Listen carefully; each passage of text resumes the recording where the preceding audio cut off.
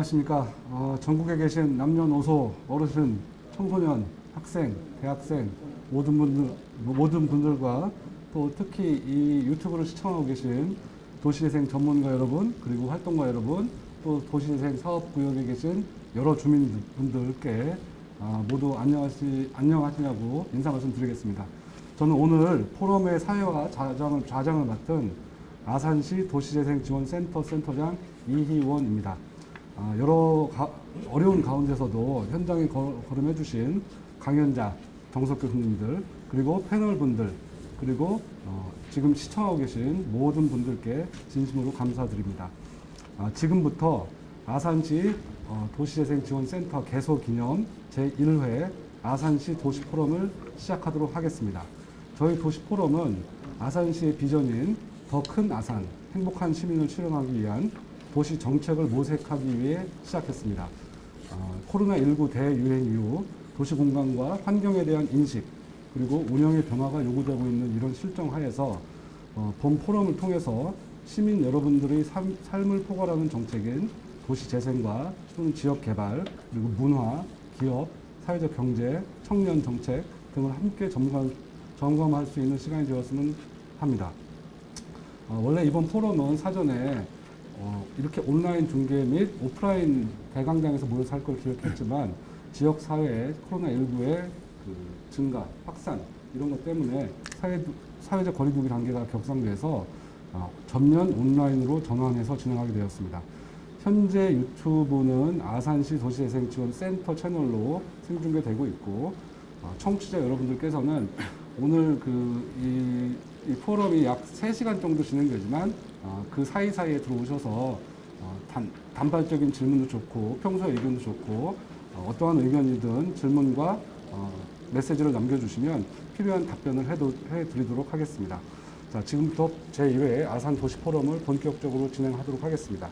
포럼 전체 진행 순서는 3시간 중 전반부 약 1시간 40-50분 정도를 우리 정석 교수님의 주제 강연을 듣고 약 10분간 휴식을 하고 그 다음에 4분의 패널들을 모셔서 토론 시간을 갖도록 하겠습니다. 그 다음에 유튜브에 올라온 글들에 대해서 답변과 코멘트를 드리도록 하겠습니다. 자, 그럼 그 주제 강연을 시작하겠는데요. 오늘 본 포럼의 그 큰 주제 방향이죠. 주제 방향이 될 이번 강연 주제는 코로나 이후 도시의 재발견입니다. 저희 서울시립대학교 도시공학과 교수님이시자 도시의 발견, 천천히 재생, 도시재생의 정석 유튜버로 활동 중이신 정석 교수님 강연을 준비했습니다. 박수로 맞이해 주시기 바랍니다. 네, 안녕하십니까. 서울시립대학교 정석입니다. 온라인으로 아마 많은 분들이 오늘 포럼 함께 하실 것 같은데요. 오늘 제가 말씀드릴 주제는 코로나 이후 도시 재발견이고, 그리고 특히 우리 아산시가 이 도시재생지원센터 개소를 계기로 아산의 시정이 과거에 도시개발 시대의 시정에서 이제는 재생 위주의 시정으로 전환하기를 바라는 마음에서 우리 도시를 어떻게 바라보고 또 어떻게 되살려야 할 건가에 대한 저의 생각들을 좀 말씀을 드리겠습니다. 저는 지금 서울시립대학교에 있습니다만 우리 시민 여러분들이 쉽게 도시를 이해하고 또 도시를 바꿀 수 있도록 참고가 될 수 있는 책을 그동안에 3권을 썼습니다. 참한도시, 그리고 도시의 발견, 그리고 천천히 재생. 그리고 올해부터는 저자에서 이제 유튜버로 이 모드를 좀 전환을 했습니다. 그래서 유튜버 도시의 발견 계정을 통해서 여러 가지, 특히 올해 제가 연구년 동안에 이 지역에 내려가서 이 서울 또는 수도권 또는 대도시 또는 신도시가 아닌 비수도권, 또 농산어촌 시골마을, 또 지방 중소도시, 또 원도심에서 행복하게 일하며 사는 사람들 만나 뵙고 또 그분들의 삶을 유튜브로 공유하고 있으니까 많이 봐주시기 바랍니다. 우리 도시가 안고 있는 문제들부터 좀 보겠습니다. 특히 작년부터 올해는 코로나로 전 지구가 지금 엄청난 고통을 겪고 있죠. 왜 우리는 이런 코로나 이 팬데믹이라고 하는 이 고통을 겪고 있을까? 미래학자 제레미 리프킨은 결국 우리들이 불러들인 재앙이다 이렇게 얘기를 합니다. 물 순환 시스템의 붕괴, 그리고 사람이 야생 상태의 터전들을 너무 과도하게 침범한 바람에 그곳에 편안하게 살던 동물, 식물, 심지어는 미생물들이 이제는 더는 살지 못하고 대이주를 시작한 결과다. 결국 코로나19는 우리들에게 우리 지구를 또는 우리들의 자연을, 우리 생태를 어떻게 다뤄야 될 건지를 아주 엄중히 일깨워주는 어떻게 보면 선생님일지도 모릅니다. 이런 코로나19 사태를 맞으면서 우리가 우리 도시를 어떻게 보고 또 대하고 또 돌보고 되살려야 할지를 생각해 봤으면 좋겠습니다. 우리 도시는 과연 지속 가능할까? 특히 우리들이 일상을 살아가는 우리 도시 공간은 공정하게 배분되어 있을까? 이 자동차 대중화 시대를 맞으면서 우리들의 도시 공간 대부분은 자동차가 이렇게 차지하고 있습니다. 학교 앞에 이 통학로는 정말 주차한 차량 또는 쌩쌩 달리는 차량 때문에 우리 아이들은 위험 속에서 걸어야만 하고, 특히 농산어촌, 이 지방도, 국도의 경우는 아예 보도를 만들지 않는 이런 도로에서 사람들은 위험천만한 이런 보행을 할 수밖에 없습니다. 이 자가용과 버스 그리고 자전거가 얼마만큼의 사람들을 이동시키는데 얼마만큼의 공간이 필요한지, 이런 것들을 본다면 지금처럼 우리 도시의 특히 도로의 대부분을 이 자동차에게 내어주는 것이 과연 온당할까 다시 생각해 볼 필요가 있을 것 같습니다. 코로나뿐만이 아니라 지금 전 세계가 함께 앓고 있는 문제가 기후 위기죠. 유럽연합 15개 나라가 지난 20여 년 동안에 뼈를 깎는 노력을 한 결과 대부분 분야에서 산업 분야 또는 전력 분야 그리고 건설 분야 또는 농산 어업 분야에서 이 탄소 배출을 획기적으로 줄였습니다. 20%에서 많게는 40% 가까이. 그런데 유럽연합 선진국들도 줄이지 못하고 오히려 탄소 배출이 더 증가한 분야가 바로 교통 분야입니다. 아마 우리나라는 말할 것도 없을 겁니다. 이런 상황에서 우리가 어떻게 살아야 할 건가? 어쩌면 우리 아산시가 이 새로운 이 재생 중점의 도시로 전환할 때 가장 중요하게 다뤄야 될 점 중에 하나가 이 자동차 중심 도시를 이제는 걷는 사람들 중심의 도시로, 또 대중교통 중심의 도시로, 탄소 배출을 현격하게 줄이는 도시로 이 대전환이 필요하지 않겠는가 생각을 합니다. 우리 도시는 과연 안전한가? 재미있는 그 에피소드가 있습니다. 미국 대도시의 죽음과 삶이란 책을 썼던 이 제인 제이콥스 책에 나온 이야기예요. 미국의 어느 아파트 단지에 크리스마스가 다가오자 주민들은 크리스마스 트리 3개를 설치를 합니다. 하나는 단지 안에, 아파트 단지 안에 차가 다니지 않는 보행 전용 도로에 설치를 했고, 나머지 2개는 단지 외곽에 큰 길가에 설치했습니다. 그런데 하루가 지나고 이틀이 지나고 보행 전용 도로에 설치한 크리스마스 트리의 장신구는 하나씩 둘씩 사라졌고 마침내 트리까지도 사라져버렸습니다. 그런데 큰 길가에 설치한 이 트리는 장신구 하나 누가 손을 대지 않았죠. 왜 이런 일이 벌어졌을까? 보행자 전용 도로는 자동차가 다니지 않기 때문에 차로부터 안전할 수 있지만 발길이 끊기면 오가는 사람들이 없기 때문에 오히려 위험한 도로가 될 수도 있다. 그렇지만 이 큰 길가는 사람들이 늘 오고 가고 가까운 건물에서 사람들이 늘 지켜보기 때문에 크리스마스 트리를 감히 누구도 손을 대지 않는다. 우리 도시가 지금 점점 안전한 도로로, 안전한 도시로 바뀌고 있는지 아니면 그 반대인지 한번 생각해 봤으면 좋겠습니다. 요즘의 아파트 단지는 대부분 이 지상부를 주차를 허용하지 않고 단지 입구에서부터 차들은 전부 지하로 들어갑니다.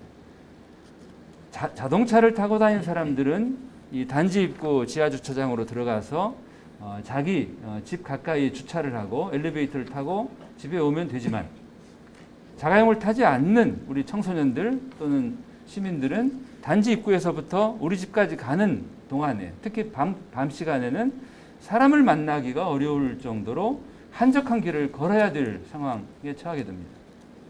그러니까 지상에 차를 없애고 안전한 공간으로 만들었지만 발길을 끊기게 함으로써 오히려 지상부가 저녁 시간에는 더 위험을 느끼는 길로 바뀔 수도 있다는 거죠. 최근에 재개발 재건축으로 어느 도시에서나 이런 골목길, 골목 동네들이 사라지고 있습니다. 이 응답하라 1988 드라마 저도 아주 열혈 팬이었습니다. 그 드라마에 등장하는 이 골목길은 모든 사람들이 자기 집에 갈 때 반드시 거쳐야 되는 이 통과해야 되는 공간이죠. 그래서 개인 공간에 가기 전에 함께 거쳐야 되는 공유 공간이기도 합니다. 이 그림에서 보시는 것처럼 대문 이 골목길을 통해서 들어가는 사람들은 이 골목길이 굉장히 중요한 이 공유 공간 역할을 하는 거죠. 이런 공간들이 지금은 많이 사라지고 있습니다. 특히 이 왼쪽과 같은 이런 옛날 단독주택 동네들이 재개발 또는 재건축이 되면 원래 살던 사람들의 거의 20% 정도만이 재정착을 하고 대부분 사람들은 다른 곳으로 밀려납니다. 그리고 재건축으로 바뀐 이 단지는 마치 성체처럼 울타리를 두르고 여기 사는 사람들만 드나들 수 있지 외부 사람들은 먼 길을 돌아가야 하는, 비유하자면 과거에는 이 모세혈관 같은 이 골목길을 통해서 사람들이 사통팔달 어디든 다닐 수 있었다면 이 재건축 재개발 이후에는 문 닫힌 공동체, 이 게이티드 커뮤니티로 돼서 사람들은 먼 길을 돌아야만 하는 이런 식의 변화가 우리 도시에서 흔히 벌어지고 있습니다. 이런 변화를 우리는 어떻게 볼 건가? 이게 바람직한 변화일 건가? 특히 시야를 좀 더 넓혀서 대한민국 전반을 좀 돌아본다면 지금 대한민국은 건강한가? 지속 가능한가? 묻지 않을 수 없습니다. 70년대 당시 수도권에는 전체 인구의 31% 정도가 수도권에 살았는데 2019년을 계기로 지금은 과반 인구가 수도권에 살고 있습니다. 국토 면적의 11.8%밖에 안 되는 수도권에 우리 국민의 절반 이상이 살고 있고 수도권 인구가 점점 늘고 있다는 얘기는 바꿔 말하면 비수도권 인구가 점점 줄고 있고 농사노촌 시골 마을은 이제 소멸을 앞두고 있다라고 하는 얘기가 됩니다. 이것은 대단한 문제라고 저는 생각합니다. 대한민국 우리가 앓고 있는 모든 문제의 근원이 이 과도한 인구의 편중에 있다. 국토의 불균형에 있다라고 생각합니다. 이 문제에서 수도권의 집값 문제도 벌어지고 있고 비수도권 지역의 여러 가지 어려움들, 모든 문제들의 근원이 여기에 있습니다. 이것은 건강한 상태가 아니다. 이거는 비유하자면 중병을 앓고 있는 상태라고도 할 수 있겠습니다. 왜 이러한 문제들이 벌어졌는지 원인을 돌아본다면 우리가 그동안에 살아왔던 개발 시대에서 그 원인을 찾을 수 있을 겁니다. 1960년대부터 최근까지 우리는 개발 시대를 살았습니다. 세계사에 유례가 없을 정도의 빠른 속도와 강도로 개발 시대를 살았습니다. 대한민국 개발 시대를 통해서 우리는 놀라운 성취를 얻은 것이 사실입니다. 1950년대 1인당 국민소득 100불도 안 되었던 지구상에 가장 가난했던 나라 대한민국은 1980년대에 1000불 시대를 열었고 1990년대 중반 만불 시대, 그리고 지금은 2만 불 넘어서 3만 불, 명실공히 선진국으로 우뚝 섰습니다. 50년대 중반 100만대 도시였던 서울시는 불과 15년 뒤에 500만 도시가 되었고 다시 20년 뒤에는 1000만 도시로 급격하게 팽창을 합니다. 이러한 대한민국의 도시화를 서양 학자들은 폭발하듯 성장했다, 익스플로시브 그로스라고 표현할 만큼 놀라운 강도로 도시화가 이루어졌죠.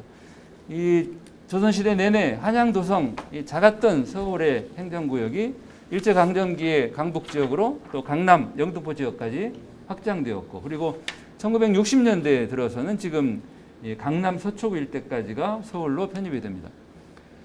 강남이 한참 개발되던 1970년대 후반 압구정동 현대아파트가 지어질 때 바로 그 앞은 논밭이었습니다.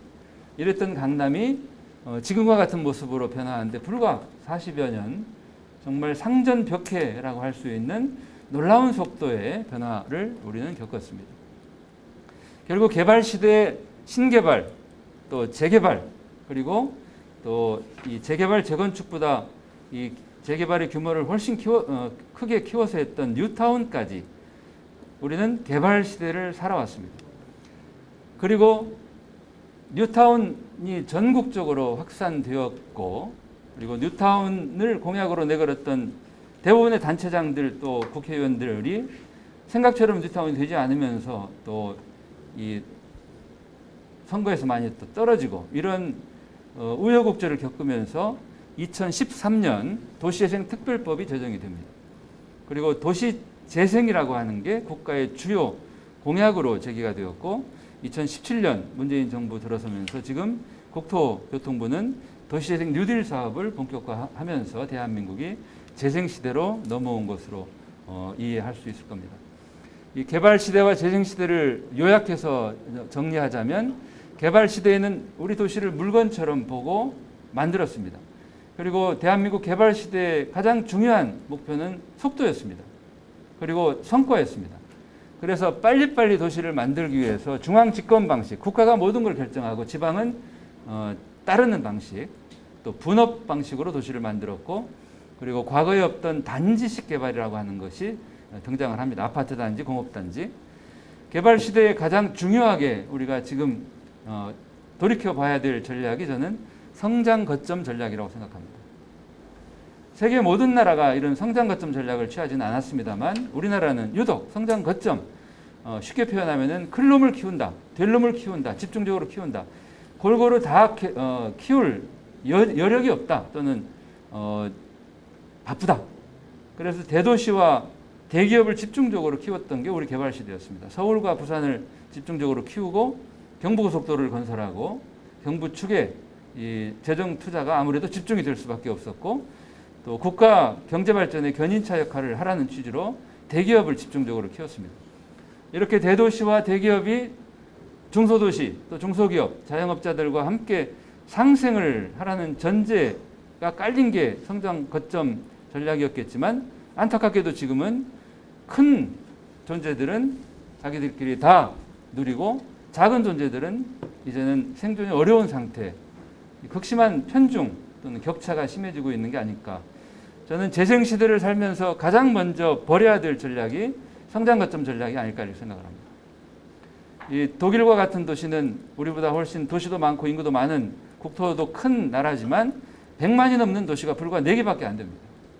독일은 저마다의 도시들이 짱짱하게 생존할 수 있도록 균형 발전 전략을 폈다면, 우리는 큰 도시 중심의 성장 거점 전략을 펼친 결과 지금 우리가 이런 많은 어려움들을, 국토의 극심한 불균형 또는 편중을 겪고 있는 게 아닐까.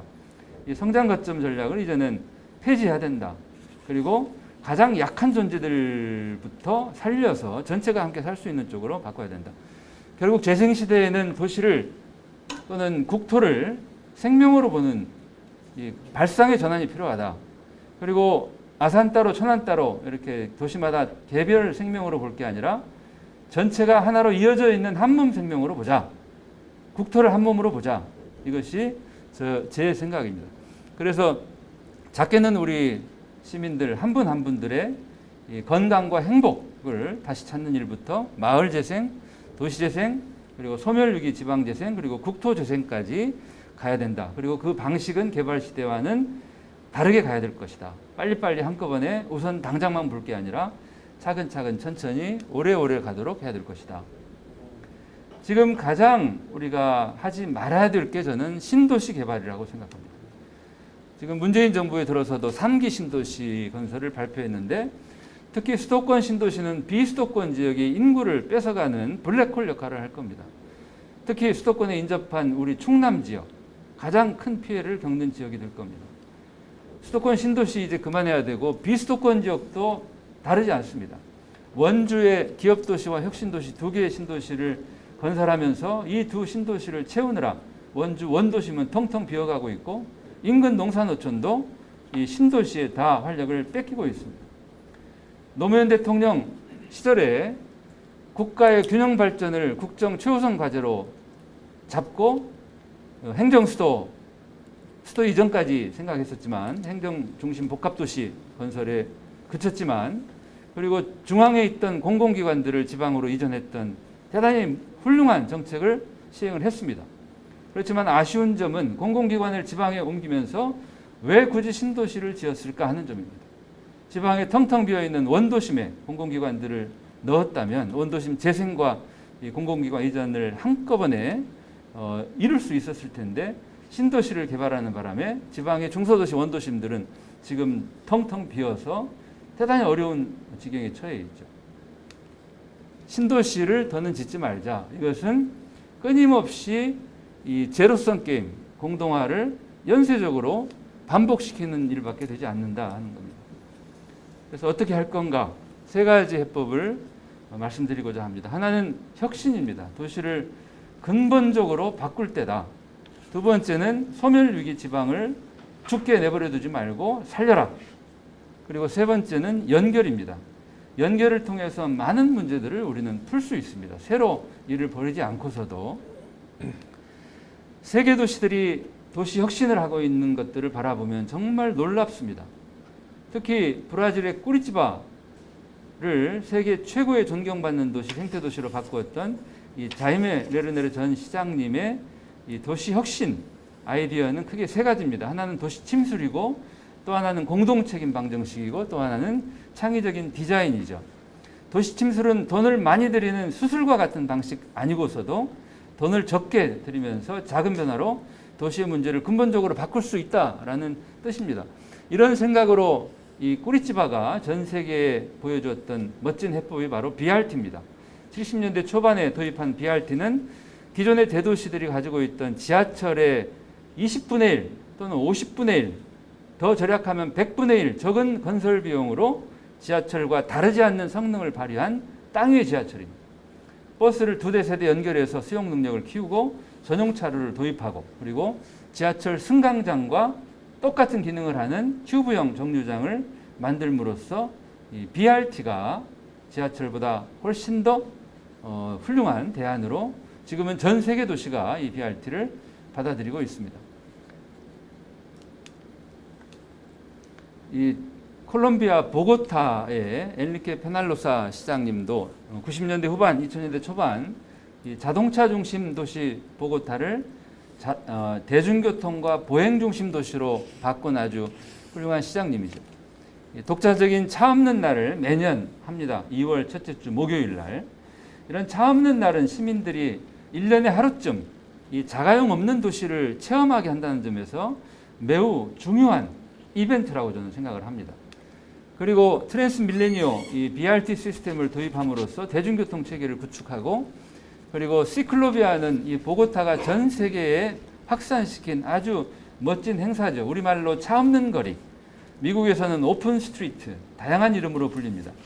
이 시클로비아는 매 주말, 1년에 한두 번이 아닙니다. 매 주말 정기적으로 이를테면 토요일 오전 시간대에 그 도시의 가장 중요한 도로에 자동차를 막고 차도를 사람들에게 내주는 겁니다. 차가 다니지 않는 길을 자전거로 또는 걸어서 또는 뭐 마라톤도 하고, 이 사람들이 써보면서 도시 공간의 이 불균형, 이 배분을 온몸으로 느끼게 되는 거죠. 이렇게 차도를 사람들이 정기적으로 걸어봄으로써 도시 공간을 바꾼다는 것에 대한 공감대를 키우는 것, 이게 바로 시클로비아죠. 뉴욕에서는 썸머 스트리트를 하죠. 이 주말에 또는 휴가철에 뉴욕의 가장 대표적인 큰 길을 자동차를 막습니다. 뉴욕에서 이 마이클 블룸버그 전 시장님이죠. 이분 임기 중에 이 자넷 사디칸 교통국장이 시장님과 함께 벌였던 아주 놀라운 변화가 이 브로드웨이의 차량 통행을 아예 막아버린 거죠. 타임스퀘어 광장 앞에 이 원래는 차가 다니던 브로드웨이를 막고 그곳에 보행 광장을 만듭니다. 이런 과정에서 많은 반발도 있고 불만도 나왔지만 이렇게 광장을 만든 다음에는 놀라운 변화가 일어납니다. 보행 광장에 모여있던 시민들 어느 해 겨울에 엄청나게 폭설이 내리고 누가 시키지도 않는데 두 패로 나뉘어서 눈싸움을 합니다. 전혀 모르던 사람들이 동심의 세계로 돌아가는 거죠. 도시 공간을 바꾸면 그 공간을 이용하는 우리 시민들의 생각과 행동도 놀랍게 변할 수 있다는 것을 보여주는 아주 감동의 사례라고 할 수 있겠습니다. 프랑스 파리에서도 도시를 근본적으로 혁신을 해온 역사가 꽤 깁니다. 지금 안 이달고 파리 시장님 바로 직전에 파리 시장을 했던 분이 베르트랑 들라노에 시장님이고, 이분이 무려 13년 파리 시장을 하셨습니다. 이 기간 내내 지금 안 이달고 시장님이 부시장으로 또 파리를 이끌었죠. 베르트랑 시장님은 이 시장 공약으로 가장 우선시했던 게 자동차가 아닌 사람의 도시를 만들겠다 였습니다. 그리고 정말 놀라운 일을 합니다. 2002년 우리 월드컵을 한국에서 할 때 여름 한철 동안 센 강변에 조르주 뽕피드 고속도로를 폐쇄를 합니다. 한 달 동안. 서울로 말하면 강변북로나 올림픽대로를 막아버린 거예요. 우리로서는 참 상상하기 어려운 놀라운 발상이죠. 그리고는 자동차 전용 고속도로를 해변 분위기로 바꿉니다. 한 달 동안 무려 200만 명의 시민들이 이곳을 이용을 했고 매년 반복이 되다가 2010년에는 아예 이 도로를 영구 폐쇄를 시켜버립니다. 그러니까 정말 이 자동차 중심 도시를 사람 중심 도시로 근본적으로 바꾸는 아주 혁신적인 조치들을 했던 거죠.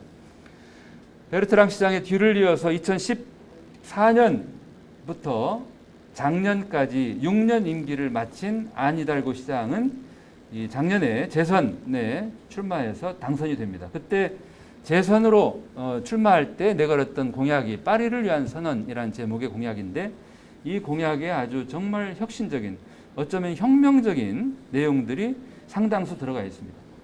이 공약을 만들었던 기조는 세 가지 키워드입니다. 생태, 그리고 연대, 그리고 건강입니다. 어쩌면 작년부터 전 세계가 알았던 코로나 또 이런 공약을 만드는데 중요한 이 계기가 되었던 것으로 생각합니다. 그 중에 몇 가지를 소개해 드리겠습니다. 하나는 파리 시내 전역을 자동차 주행 속도 30km로 제한하겠다는 겁니다. 우리는 5030 이제 막 도입하면서 50km 속도 제한도 불편해하는데 파리 시내 전역을 이제는 30km 속도 제한하겠다는 이 조치가 갖는 의미는 파리 시내에서 이제는 자동차는 웬만하면 다니지 마라. 설령 자동차가 다니더라도 우리 어린이 보호구역의 주행속도 30으로 천천히 다녀라 하는 뜻이 되겠죠. 또 하나 놀라운 공약은 파리의 도로상에 있는 노상주차장이 아주 많죠. 노상주차장의 4분의 3 정도를 임기 중에 전부 없애버리겠다. 그리고 주차장으로 쓰이던 공간을 이제는 보도 또는 녹도 또는 자전거도로 바꾸겠다.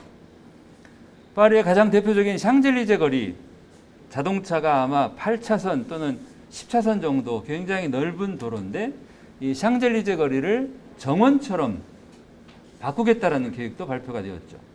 그래서 2030년까지 샹젤리제 거리의 차선을 대폭 줄이고 그동안 차도로 내어주었던 공간들을 산책로로 또는 숲처럼 바꾸어서 시민들이 정원처럼 쓰도록 하겠다. 이런 공약도 발표를 했죠.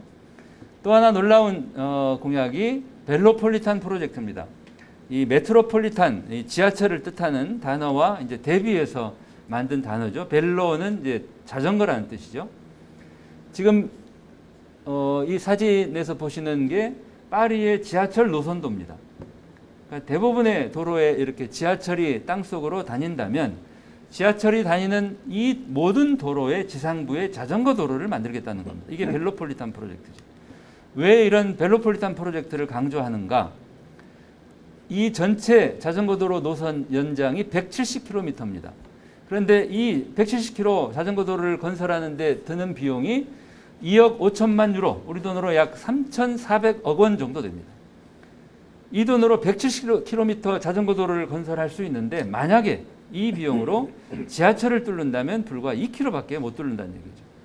노면 트램을 건설하더라도 7km밖에 뚫지 못한다. 이 세계 대도시들의 지하철이 대중교통이 지하철에서 그 다음에 노면 트램으로 그리고 이제는 자전거 도로로 바뀌고 있는 것을 보여주는 좋은 예입니다. 그 이유 중에 여러 가지 있겠지만 비용도 중요한 이유고 그리고 지금 기후 위기 시대에 탄소 배출을 혁신적으로 줄이기 위해서는 자전거만한 교통수단이 없다는 뜻이 되겠죠. 이런 공약들을 하나로 응축해서 표현할 수 있는 게 바로 15분 도시 프로젝트입니다.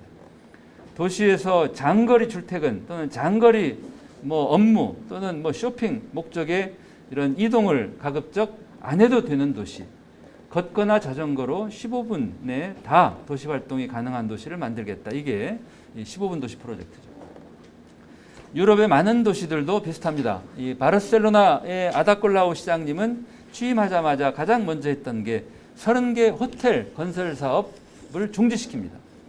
세계적인 관광도시 바르셀로나의 호텔 건설 수요는 계속 있을 겁니다. 그렇지만 호텔 건설을 중지시킨 의도는 관광객보다 이제는 바르셀로나에 살고 계시는 시민들을 더 우선시하는 정책을 펴겠다라는 것의 어떤 그 상징이 아닐까 이렇게 생각을 합니다.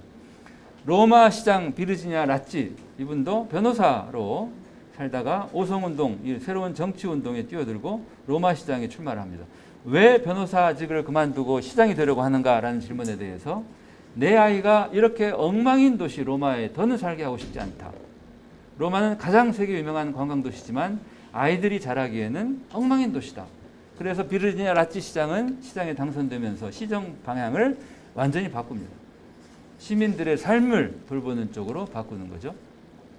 제가 가장 존경하는 시장님, 스페인의 폰테베드라의 시장님이신 미구엘 페르난데스 로레스 시장님이죠. 이분은 의사 선생님이셨습니다. 1990년대 후반 폰테베드라시는 자동차 때문에 아주 엉망인 도시였어요.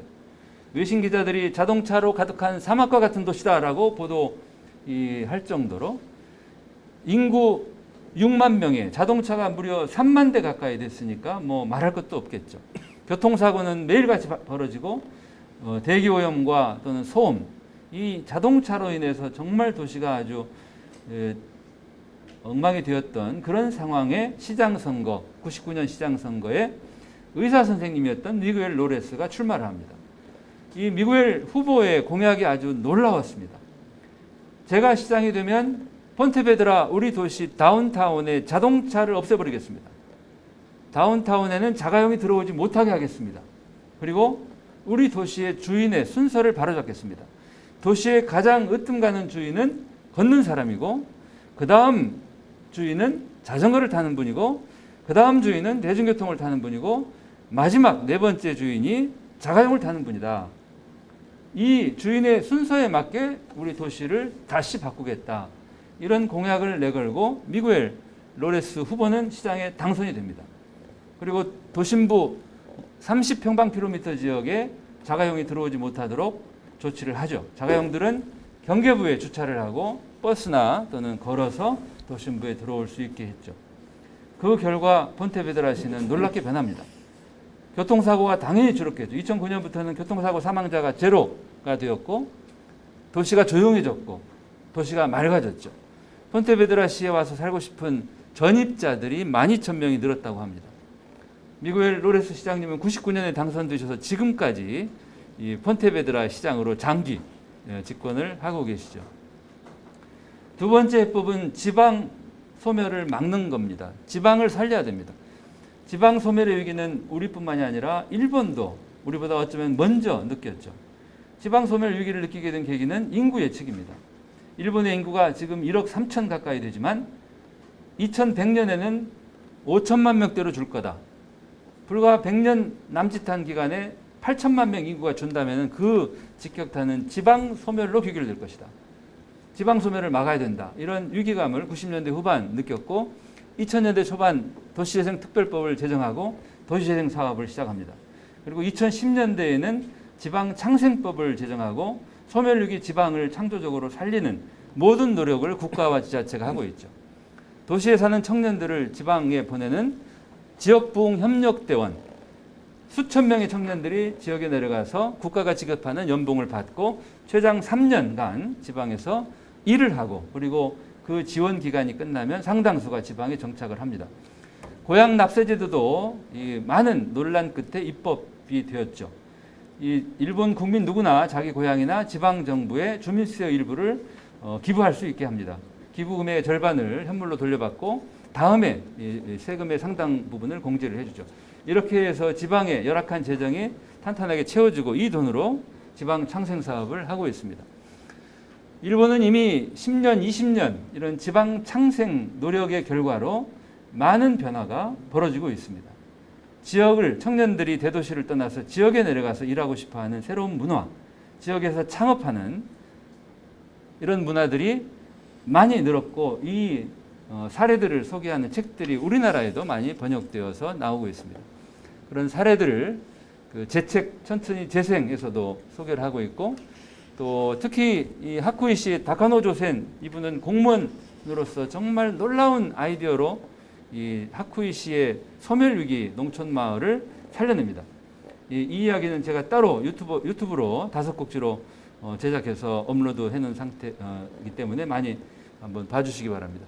이 작가 출신답게 굉장히 아이디어가 많은 공무원입니다. 우리나라도 비슷한 노력들을 하고 있죠. 우리나라에서 아마 가장 선도적으로 청년들을 지역에 초대하고 있는 지자체는 경상북도. 2017년부터 도시청년 시골 파견제를 시작하고 있습니다. 최장 2년간 1인당 3천만 원의 창업 지원 자금을 대주고 있죠. 제가 지난 6월에 이렇게 현장을 가서 문경 그리고 상주, 영천 세 지역의 현장을 보고 왔습니다. 이 리플레이스 팀이 이렇게 옛날 양조장 건물을 사냥 정행소로 바꾸어서 양조장 분위기도 살리면서 카페로 또 그리고 이 지역에 활동하는 작가들의 여러 가지 작품들, 굿즈를 판매하는 공간으로 쓰고 있고 또 그 앞 공간은 이 셀프 스튜디오입니다. 사람들이 와서 이렇게 의상을 갖추고 스스로 사진을 찍고 마음에 드는 사진을 또 출력할 수 있는 상주의 무양주택이라고 하는 이 단독주택에는 젊은 부부가 이곳을 카페로 만들어서 단순한 카페가 아니라 주말마다 이런 문화 활동이 벌어지는 문화 공간으로 살리고 있습니다.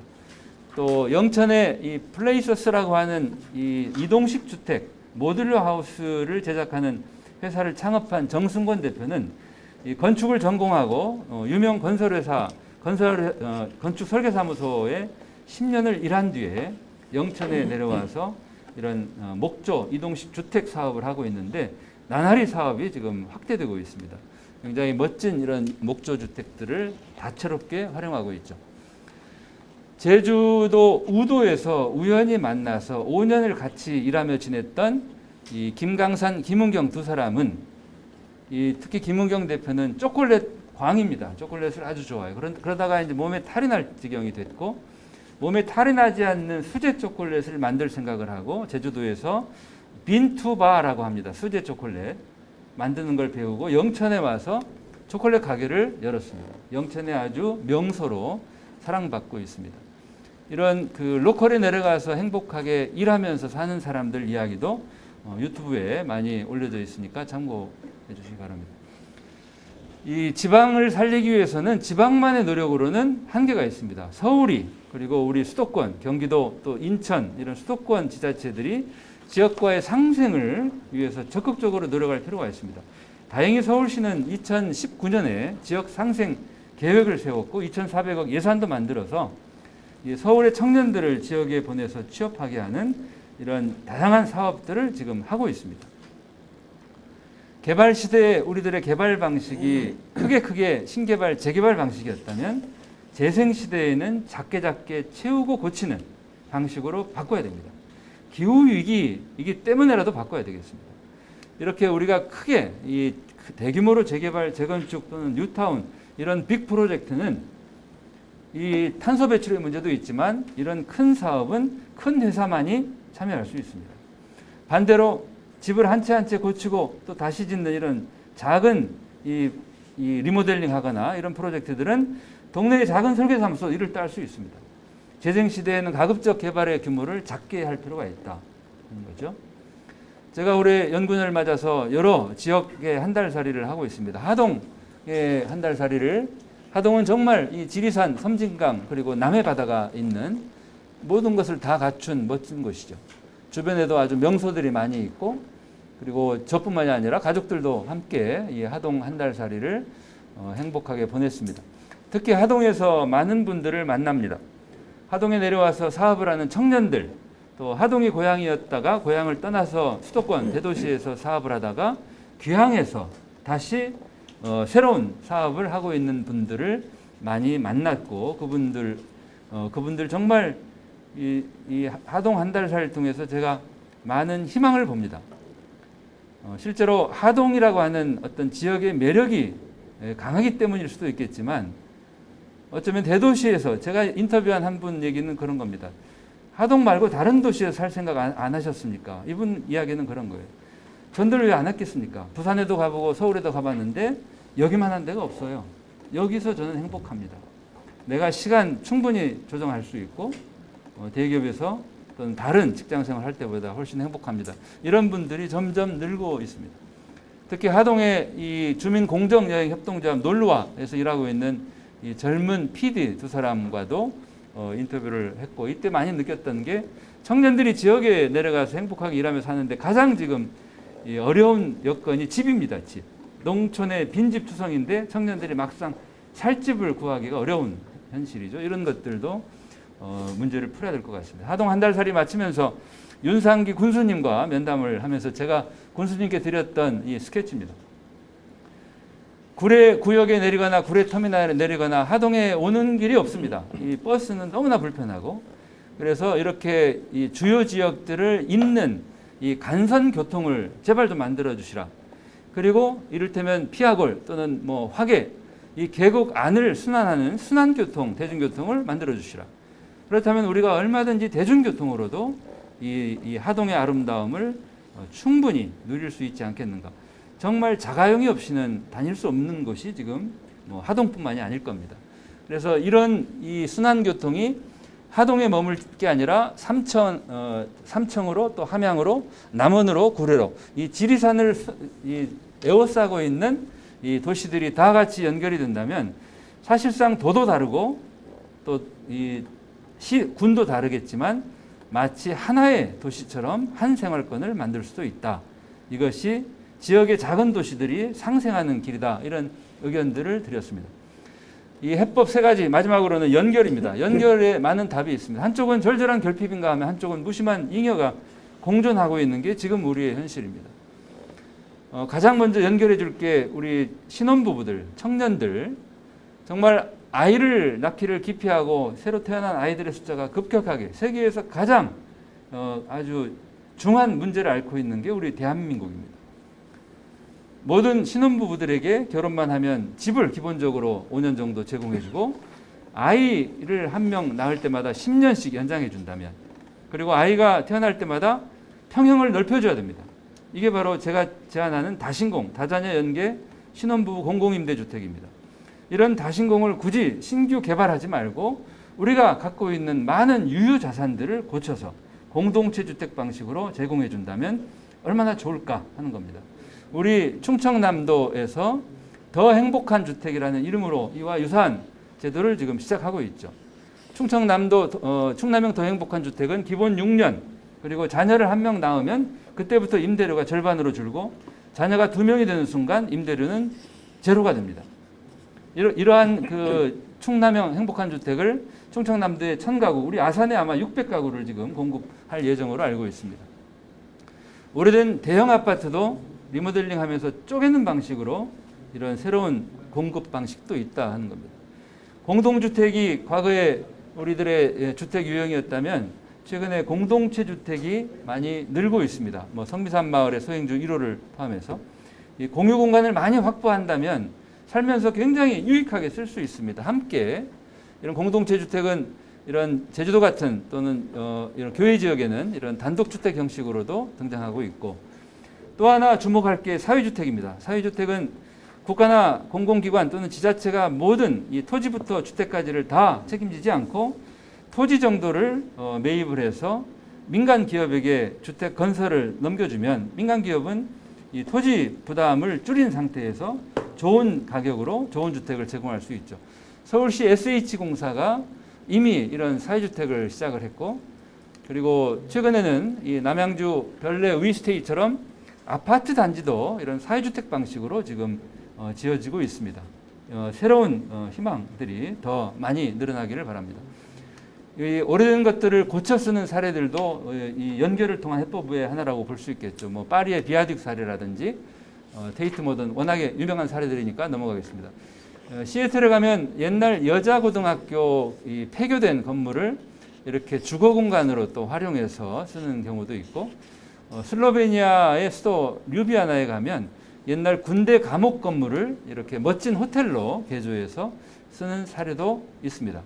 뭐든지 다 재생시킬 수 있다는 얘기가 됩니다. 서울의 이 뭐 세운상가라든지 또는 선유도 공원 사례라든지 또 과거에 이 석유 탱크를 지금은 문화 비축 기지로 바꾼 사례라든지 뭐 아주 많습니다. 특히 서울시는 공유도시 사업을 굉장히 과감하게 그동안에 해왔죠. 이 공유 자전거도 뭐 좋은 예가 되겠고, 제가 아주 그 깜짝 놀랄 정도의 공유 사례는 이 마포구 상수동에 있는 프로젝트 하다살입니다. 작은 가게예요. 이 가게는 오전 시간대에는 디자이너 스튜디오로 쓰이고 오후 시간대에는 이제 카페나 또는 찻집 또는 술집으로 바뀌는데 요일별로 요일에 따라서 주인이 바뀌기도 합니다. 그러니까 한 공간을 굉장히 다양한 주체들이 다채롭게 쓰는 정말 공유의 끝판왕이라고 할 수 있겠죠. 전주의 청년몰 같은 경우는 굉장히 오래된 재래시장에 굉장히 젊은 청년들이 들어와서 서로가 상생하는 사례라고 할 수 있겠고, 이와 유사한 사례가 일본 나라현, 이 나라 재래시장에 예전에 빠친코 건물로 쓰다가 이 장사가 안 돼서 나간 그곳을 철거하고, 이 나라 재래시장 상인협의회에서는 마치 유리상자와 같은 이런 아주 예쁜 가게를 9개를 지어서 청년들을 여기에 일하게 합니다. 엄선해서. 이 청년들이 들어와서 이 꿈의 상자라고 하는 유메 큐브가 더 유명해짐으로써 재래시장이 덩달아 함께 살아나는 상생의 사례죠. 연결해인 마지막 사례는 마을호텔입니다. 우리 이 권호상 대표님 와 계십니다만, 이 건물 하나 안에 모든 게 다 들어있는 호텔이 아니라 여기저기 흩어져 있는 호텔. 특히 이렇게 이 사람들이 빠져나간 비어있는 원도심이라든지 농산어촌을 마을호텔을 통해서 재생한다면 여러 가지 일석이조, 일석삼조 효과를 거둘 수 있다 하는 거죠.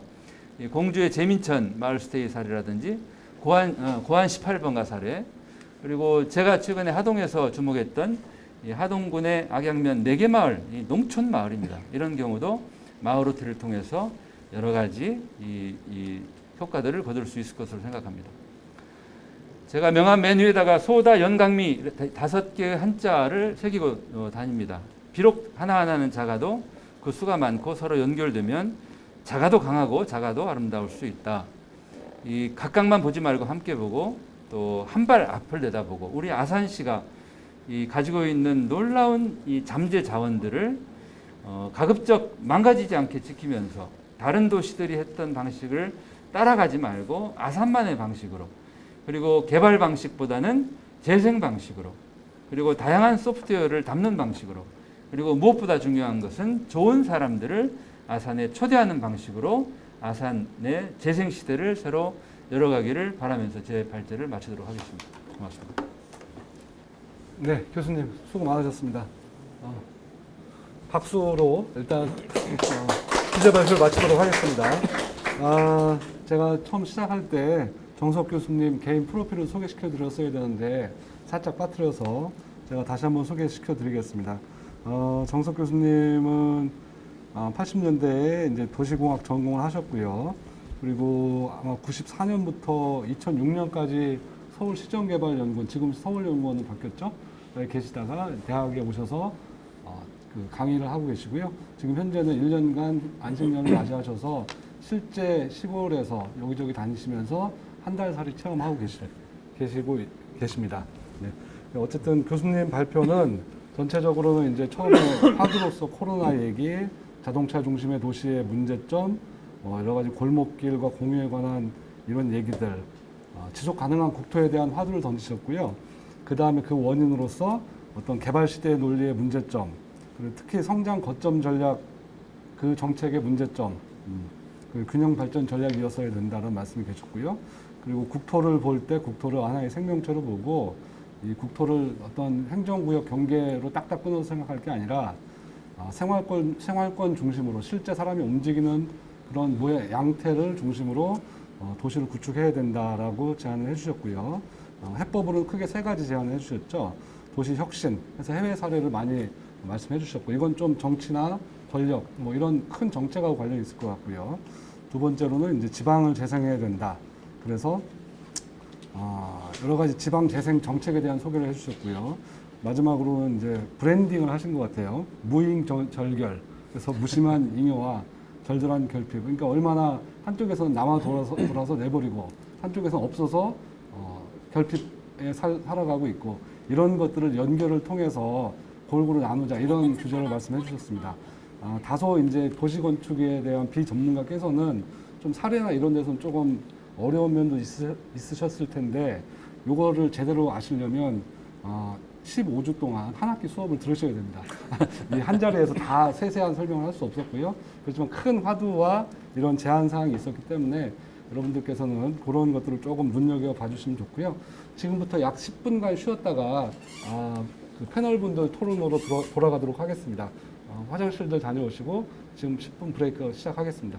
감사합니다. 네.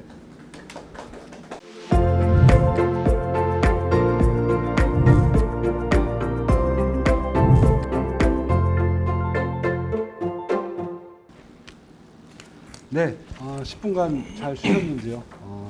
지금부터 종합 토론에 들어가도록 하겠습니다. 종합 토론회는 네 분을 모셨습니다. 네 분을 모셨는데 제가 한 분 한 분 개별 소개를 제가 드리지 않고 개별적으로 자기 소개를 하도록 하고요. 우선 첫 번째 토론자로 참석해 주신 행정안전부 지방자치분권실 주민참여협업과의 서기관으로 계신 황석연 서기관님 소개시켜 드리겠습니다. 자기소개 짧게 부탁드립니다. 네, 행정안전부 황석연 서기관입니다. 저는 그 지역에서 활동하는 지역 혁신가들을 발굴해서 그 혁신가들이 지역의 변화를 만들어내는데 필요한 자원을 연결하는 일을 돕고 있습니다. 오늘 그 존경하는 정석 교수님의 발표를 듣고 향후 우리 사회에 나아갈 방향에 대해서 작은 의견을 내려고 이 자리에 참석하게 되었습니다. 만나서 반갑습니다. 네, 박수. 참고로 제가 사실 토론자들 뒷조사를 좀 했습니다. 그래서 인터넷에서 자료를 좀 찾아왔는데요. 우리 황 서기관님의 특징 중에 하나는 2016년부터 2년간 서울 금천구 독산 사동에서 우리나라 최초의 민간인 동장을 역임하셨다고 합니다. 그래서 민간인으로서 동장의 역할 하시면서 느낀 점 이런 것들을 많이 말씀해 주실 것 같아요. 네. 두 번째로 참석해 주신 윤현석 주식회사 컬처 네트워크 대표님 소개시켜 드리겠습니다. 박수 부탁드리겠습니다. 네, 안녕하세요. 네, 광주에서 왔습니다. 저희는 문화를 기반으로 해서 지역의 다양한 공간 그리고 원도심의 장소, 골목 상권, 전통시장 등의 상권이라든가 재생에 대한 이야기들을 기획하고 또 만들어가고 있고요. 또 이런 재생에 대한 이야기들만 기획하고 만드는 것뿐만 아니라 지역과 연계된 다양한 자원들을 찾아가지고 지속 가능한 콘텐츠 그리고 연계된 라이프스타일 비즈니스들을 이끌어가고 있는 주식회사 컬처 네트워크 윤현석이라고 합니다. 만나서 반갑습니다. 네, 반갑습니다. 네. 윤 대표님 뒷조사도 했는데요. 제가 보니까 이제 전남대 문화대학원 졸업하신 것 같아요. 그래서 그 졸업생들을 중심으로 해서 지역 문화 같은 활동을 지역 문화 재생 활동 이런 것들을 많이 하고 계시고요. 특히 이제 크라우드 펀딩 같은 것도 많이 하셨고, 뭐 도시형 장터 이런 것도 하셨고, 최근에는 무등산 브루어리를 운영하고 계셔서 여러분들이 편의점 가셔서 무등산 브루어리가 있으면 꼭 사 드시면 이 도시 재생을 돕는 결과가 된다 이렇게 인식해 주시면 되겠습니다. 다음에 세 번째로는 여기 아산시 문화재단 대표이사로 계신 유선종 대표이사님 소개시켜 드리겠습니다. 네. 박수 부탁드립니다. 안녕하세요. 유선종입니다. 저는 이제 그 경제국장을 하다가 퇴임을 하고 문화재단 대표로 가 있는데요. 그러니까 사회적 경제과를 아마도 거의 전국에서 2014, 15년 그때니까 아마 네. 처음으로 만들었다고 봐야죠. 사회적 경제과장을 하면서 그때 사실은 도시재생, 마을 만들기, 사회적 경제 이게 같이 가야 된다고 저는 지금도 생각을 하거든요. 네네. 그거를 하면서 첫 번째로 가서 했던 일이 여기 장미마을 성매매업소 3개를 사고 거기 모텔 5층짜리를 사서 지금 어울림센터를 만들고 지금 이제 제가 문화관과장을 한 5년을 했기 때문에 문화를 도시재생으로 좀 접목해 가는 것이 좀 더 도시재생이 성공한 건 아닐까라는 생각에 오늘 이 자리에 나왔습니다. 감사합니다. 네, 유선중 국장님은 아산시에서 오랫동안 경제환경국장까지 하시면서 한 3년 전에는 박사학위까지 취득하신 걸로 제가 개인적으로 알고 있고요. 가장 인상적인 말씀은 뭐 도시재생, 마을 만들기, 사회적 경제 또는 문화 이런 것들이 다 함께 가야 된다 이렇게 생각하고 계십니다. 다음에 마지막으로 주식회사 퍼즐랩, 공주에 있는 퍼즐랩 대표이사이신 권오상 대표님 소개시켜드리겠습니다. 안녕하십니까. 공주에서 주식회사 퍼즐랩이라는 회사를 운영하고 있는 권호상이라고 합니다. 저희는 지역사회 기반으로 하는 커뮤니티를 우선으로 하고 커뮤니티 위에서 현대산업에 주로 종사하면서 게스트하우스나 교육장 그리고 코워킹 오피스 등을 운영하고 있습니다. 저희가 공주에서 하고 있는 주요한 일은 실은 저희랑 비슷한 사람들이 공주 원도심 비어있던 지역에 더 많아지기를 바라고 있으면서 그에 상응하는 소프트웨어 사업이라든지 아니면 공간 사업들은 부수적으로 운영을 하고 있다고 보시면 될 것 같습니다. 감사합니다. 네, 감사합니다. 제가 여태까지 최근에 몇 년 동안 본 장면 중에서 퍼즐랩이 가장 인상적인 제목인 것 같아요. 의미와 제목을 아주 유려하게 의미를 담았다. 그래서 이 모든 것이 퍼즐이듯이 맞추면 이런 모양이 되고 또 달리 맞추면 다른 모양이 될 수 있는 퍼즐랩이라는 장면을 잘 하신 것 같고 공주 도시재생의 핵심적인 역할을 하고 계시다 이렇게 알고 있습니다. 그럼 본격적인 토론으로 넘어가도록 하겠습니다. 우선 첫 번째 마이크를 황석연 행정안전부 서기관님께 넘기도록 하겠습니다. 토론 부탁드립니다. 오늘 발표를 들으면서 정석 교수님의 그 여러 가지 해법 중에 저자시더라고요. 나는 그 튀는 도시보다 참한 도시를 좋아한다라는 게 굉장히 인상적이었는데요. 저도 같은 생각입니다. 그런데 사례 발표 내용을 보면 사례가 도시재생 성장 거점 도시보다는 도시재생 쪽으로 가자고 하셨는데 그 사례들을 보면 예를 들어서 뭐 폐교를 활용한 아파트를 짓거나 아니면 감옥을 활용한 호텔에 나오거나 다양한 사례들이 등장하거든요. 또는 걷기 좋은 도시라든가 이런 참한 도시들의 모습은 사실은 그 기저를 보면은 참한 사람들이 아니라 좀 튀는 사람들이 만들어낸 것들이 굉장히 많아요. 네, 그래서 사실은 살고 싶은 도시라는 건 사실 재미적인 요소가 상당히 강한데 참한 도시를 만들기 위해서 이 튀는 사람들을 불러 모으고 이 튀는 사람들에게 권한을 주고 예산을 주는 이런 구체적인 방법론이 추가적으로 더 제시돼야 되는 게 아닌가 이런 생각을 해봅니다. 그래서 제가 일하고 있는 행정안전부 입장에서 보면 많은 예산이 지방에 내려가고 있거든요. 구체적으로 얘기하면 내년 예산이 지방 소멸 대응 예산으로 집중적으로 짜여지게 되는데 이미 올해보다 6조가 더 많은 돈이 내려가게 됩니다. 그리고 해마다 1조씩 향후 10년간 지방 소멸 예산이 이제 기금 형식으로 만들어질 예정이거든요. 이것은 관이나 행정에서 주도해서 예산을 쓰는 방식이 아니라 지역에 튀는 사람들이 있어야 가져갈 수 있는 예산들이에요. 근데 막상 지역에 내려오면 튀는 사람들이 많지 않습니다. 그래서 이 돈을 과연 제대로 쓸 수 있을까? 그렇지 않다면 지역에 내려간 이러한 많은 예산들이 우려한 대로 개발론자들, 자본가들에게 쓰이게 되고 그럼 결국은 불균형은 해소하기가 어려워지는 게 아니냐라는 걱정이 있습니다. 그래서 결론적으로 아까 교수님 말씀하신 해법에 동의를 합니다. 잉여와 결핍을 연결하는 건데 저는 코로나19 이후의 세계 아니면 코로나와 함께 살아갈 앞으로 세계는 결국 협력하는 도시라고 생각하거든요.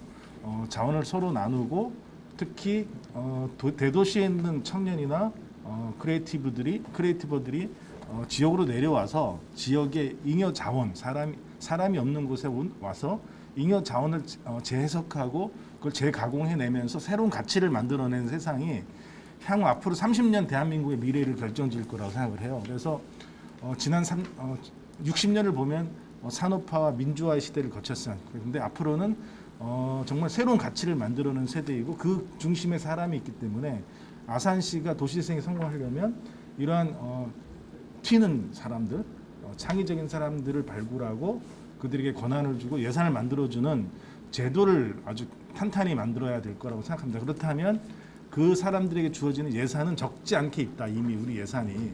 그래서 그 예산을 잘 활용할 수 있도록 제가 좀 오늘 미팅 전에 시장님을 뵐 때 제안을 했지만 그런 사람들을 위한 지역에 튀는 사람들과 이 튀는 사람들과 지역의 주민들이 연결될 수 있는 역량을 강화할 수 있는 아주 멋진 학교라도 만들어야 되는 거 아닌가 그런 쪽에 대해서 정석 교수님께 다시 한번 코멘트를 좀 듣고 싶습니다.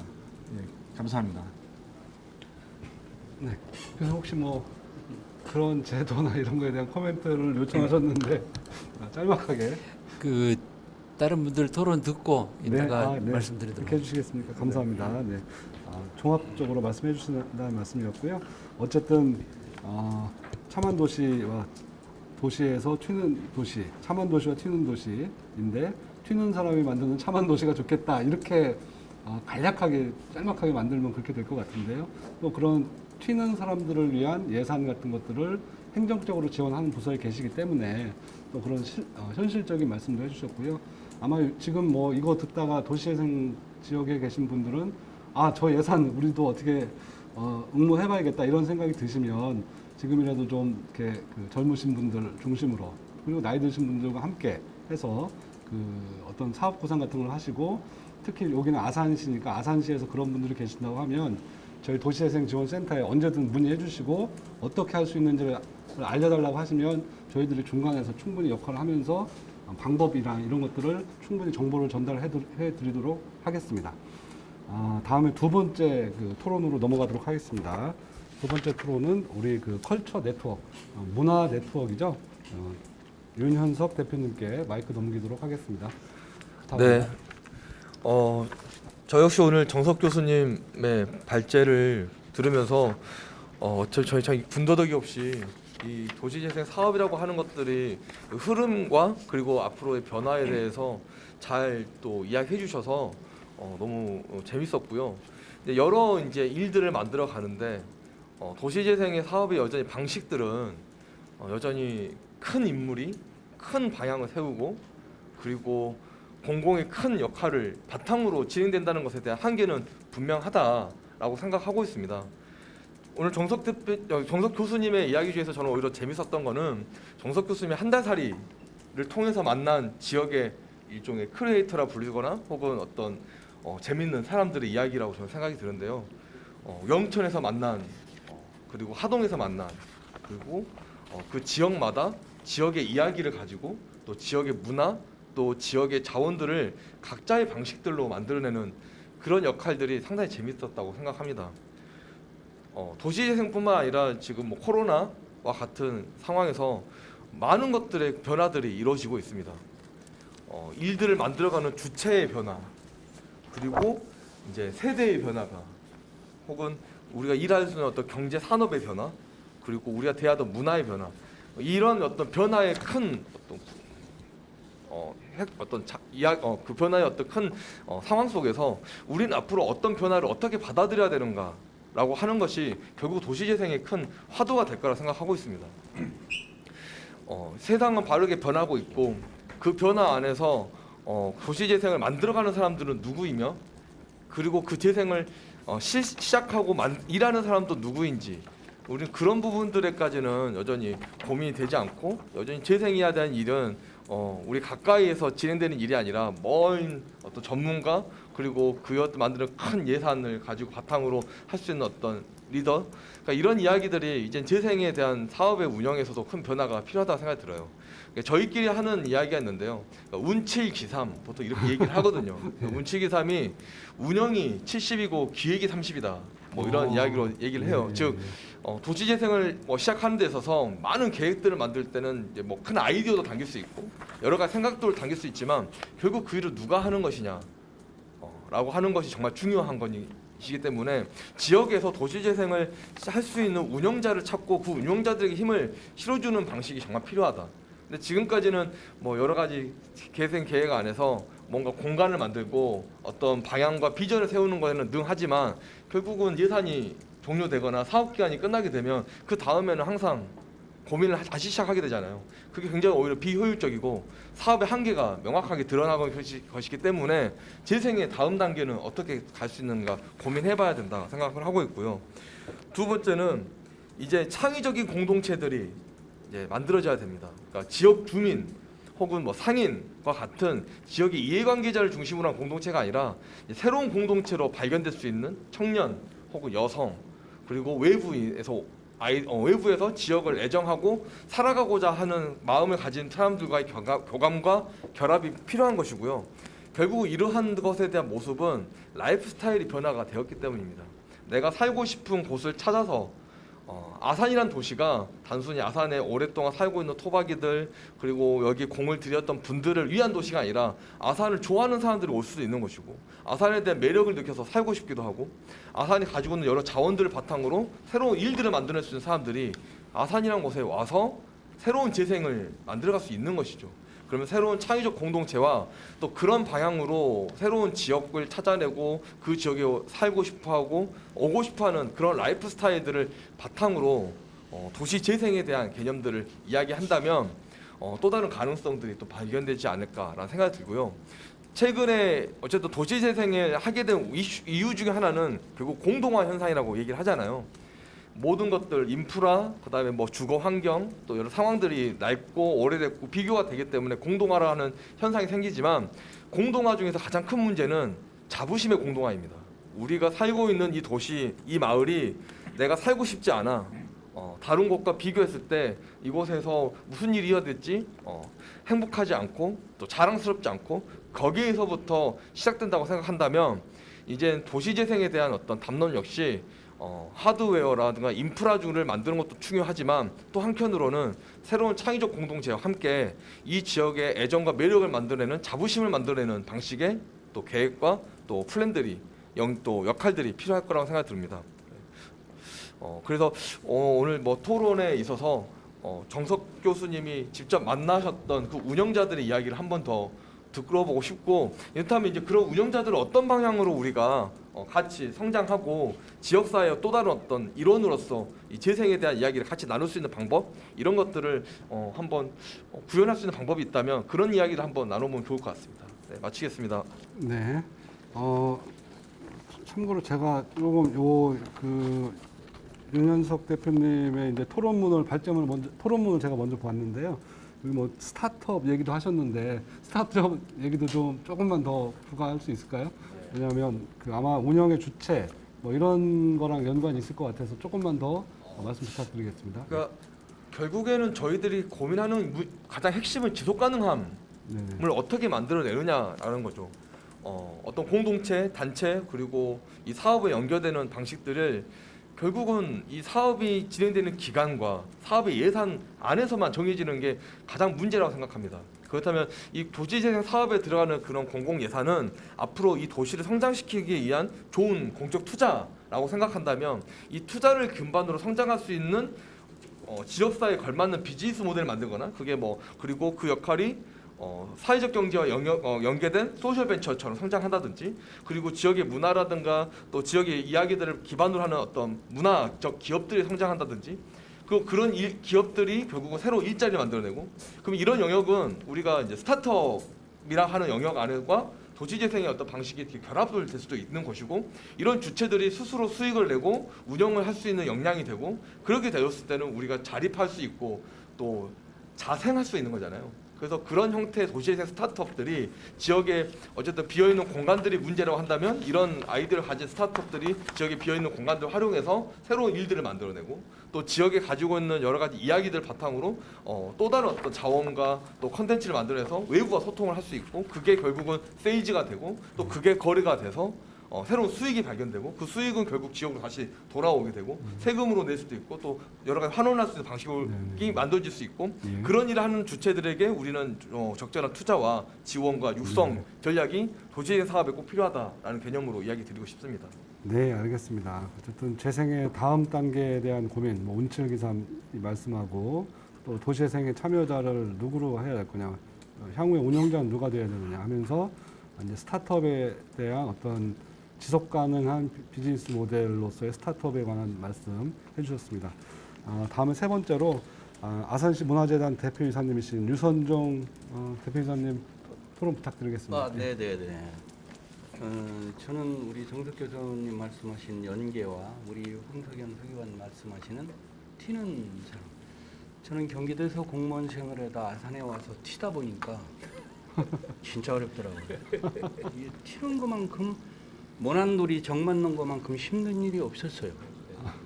그 아까 제가 성매매업소 그 장미마을이라 제가 제목을 라비앙 로즈라고 했어요. 에디트 피아프가 성매매업소에서 자랐기 때문에.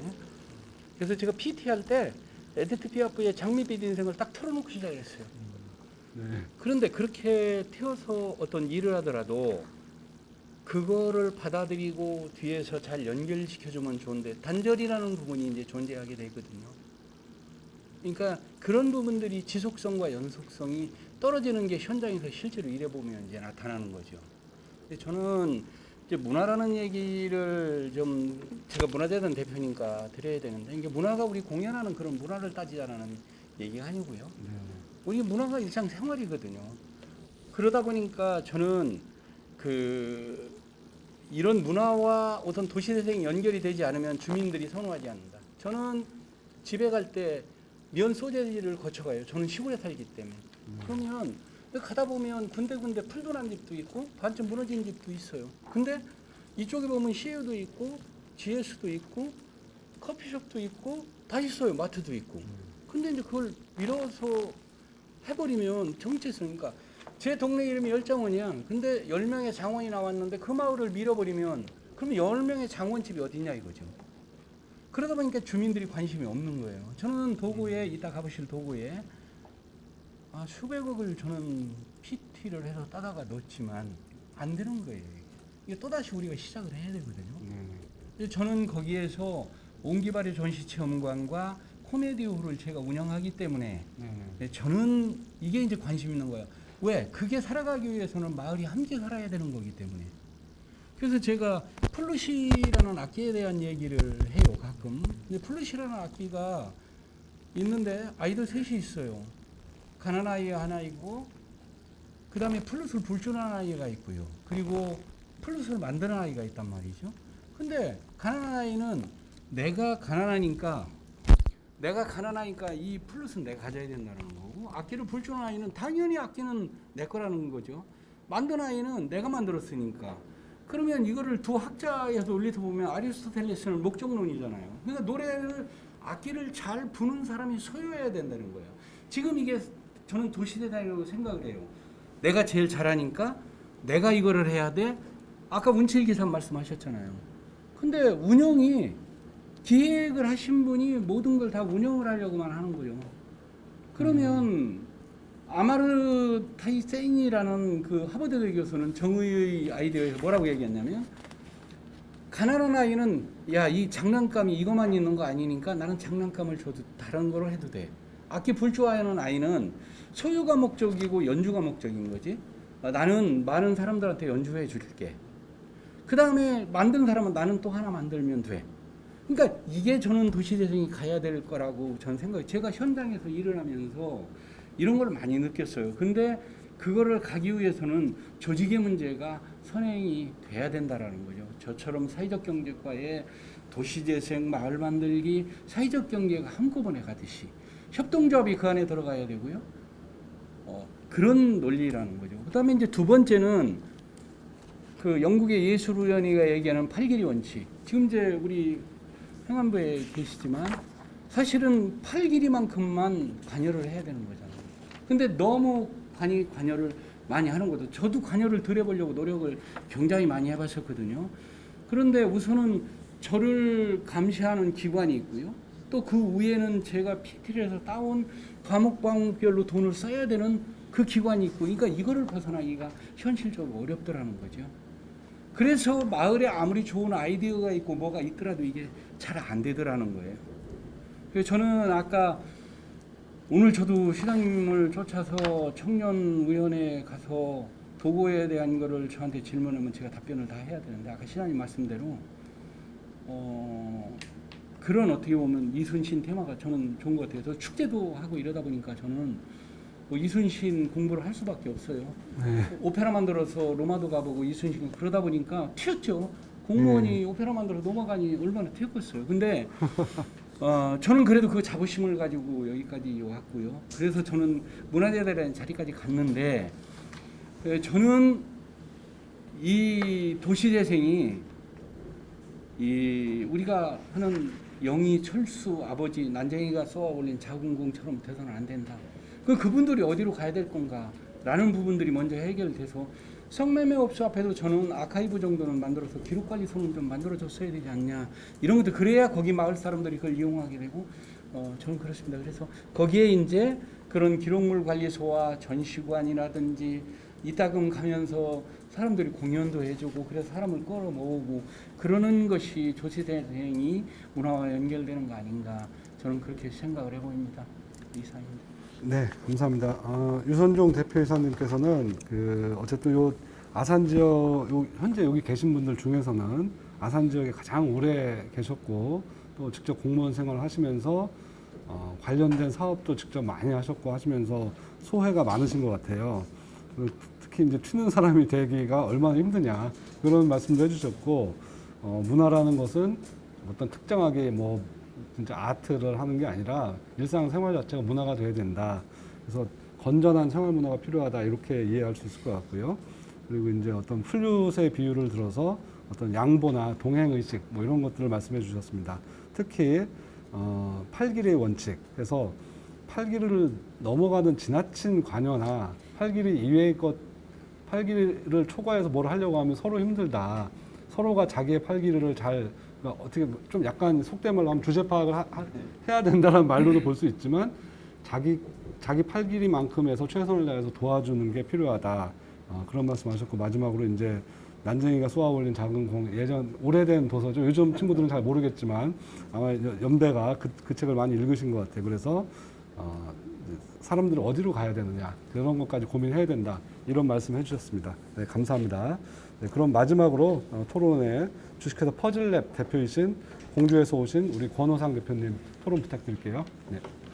네, 아까 정석 교수님 기조 연설을 들으면서 저는 사실은 이제 책도 3권 다 읽었고 책에 저희 사례를 다뤄주시기도 해서 교수님 강의 내용 웬만큼 알고 있다 생각했는데 뒷부분에 추가된 내용이 사실 엄청나게 충격적이었습니다. 그래서 실제로 연구년 맞이해서 현장으로 다니시면서 한 달 동안 실제 그들 사이에서 생활하고 하시면서 인터뷰하시고 하는 내용도 전부 다 유튜브에 올리시고 또 이제 새로운 내용으로 소개해 주시는 거 정말 감명 깊게 봤고요. 제가 말씀드리고 싶은 부분은 사실은 교수님께서 만나셨던 현장에 있는 그 사람들 그쪽에서 출발을 좀 해보고자 합니다.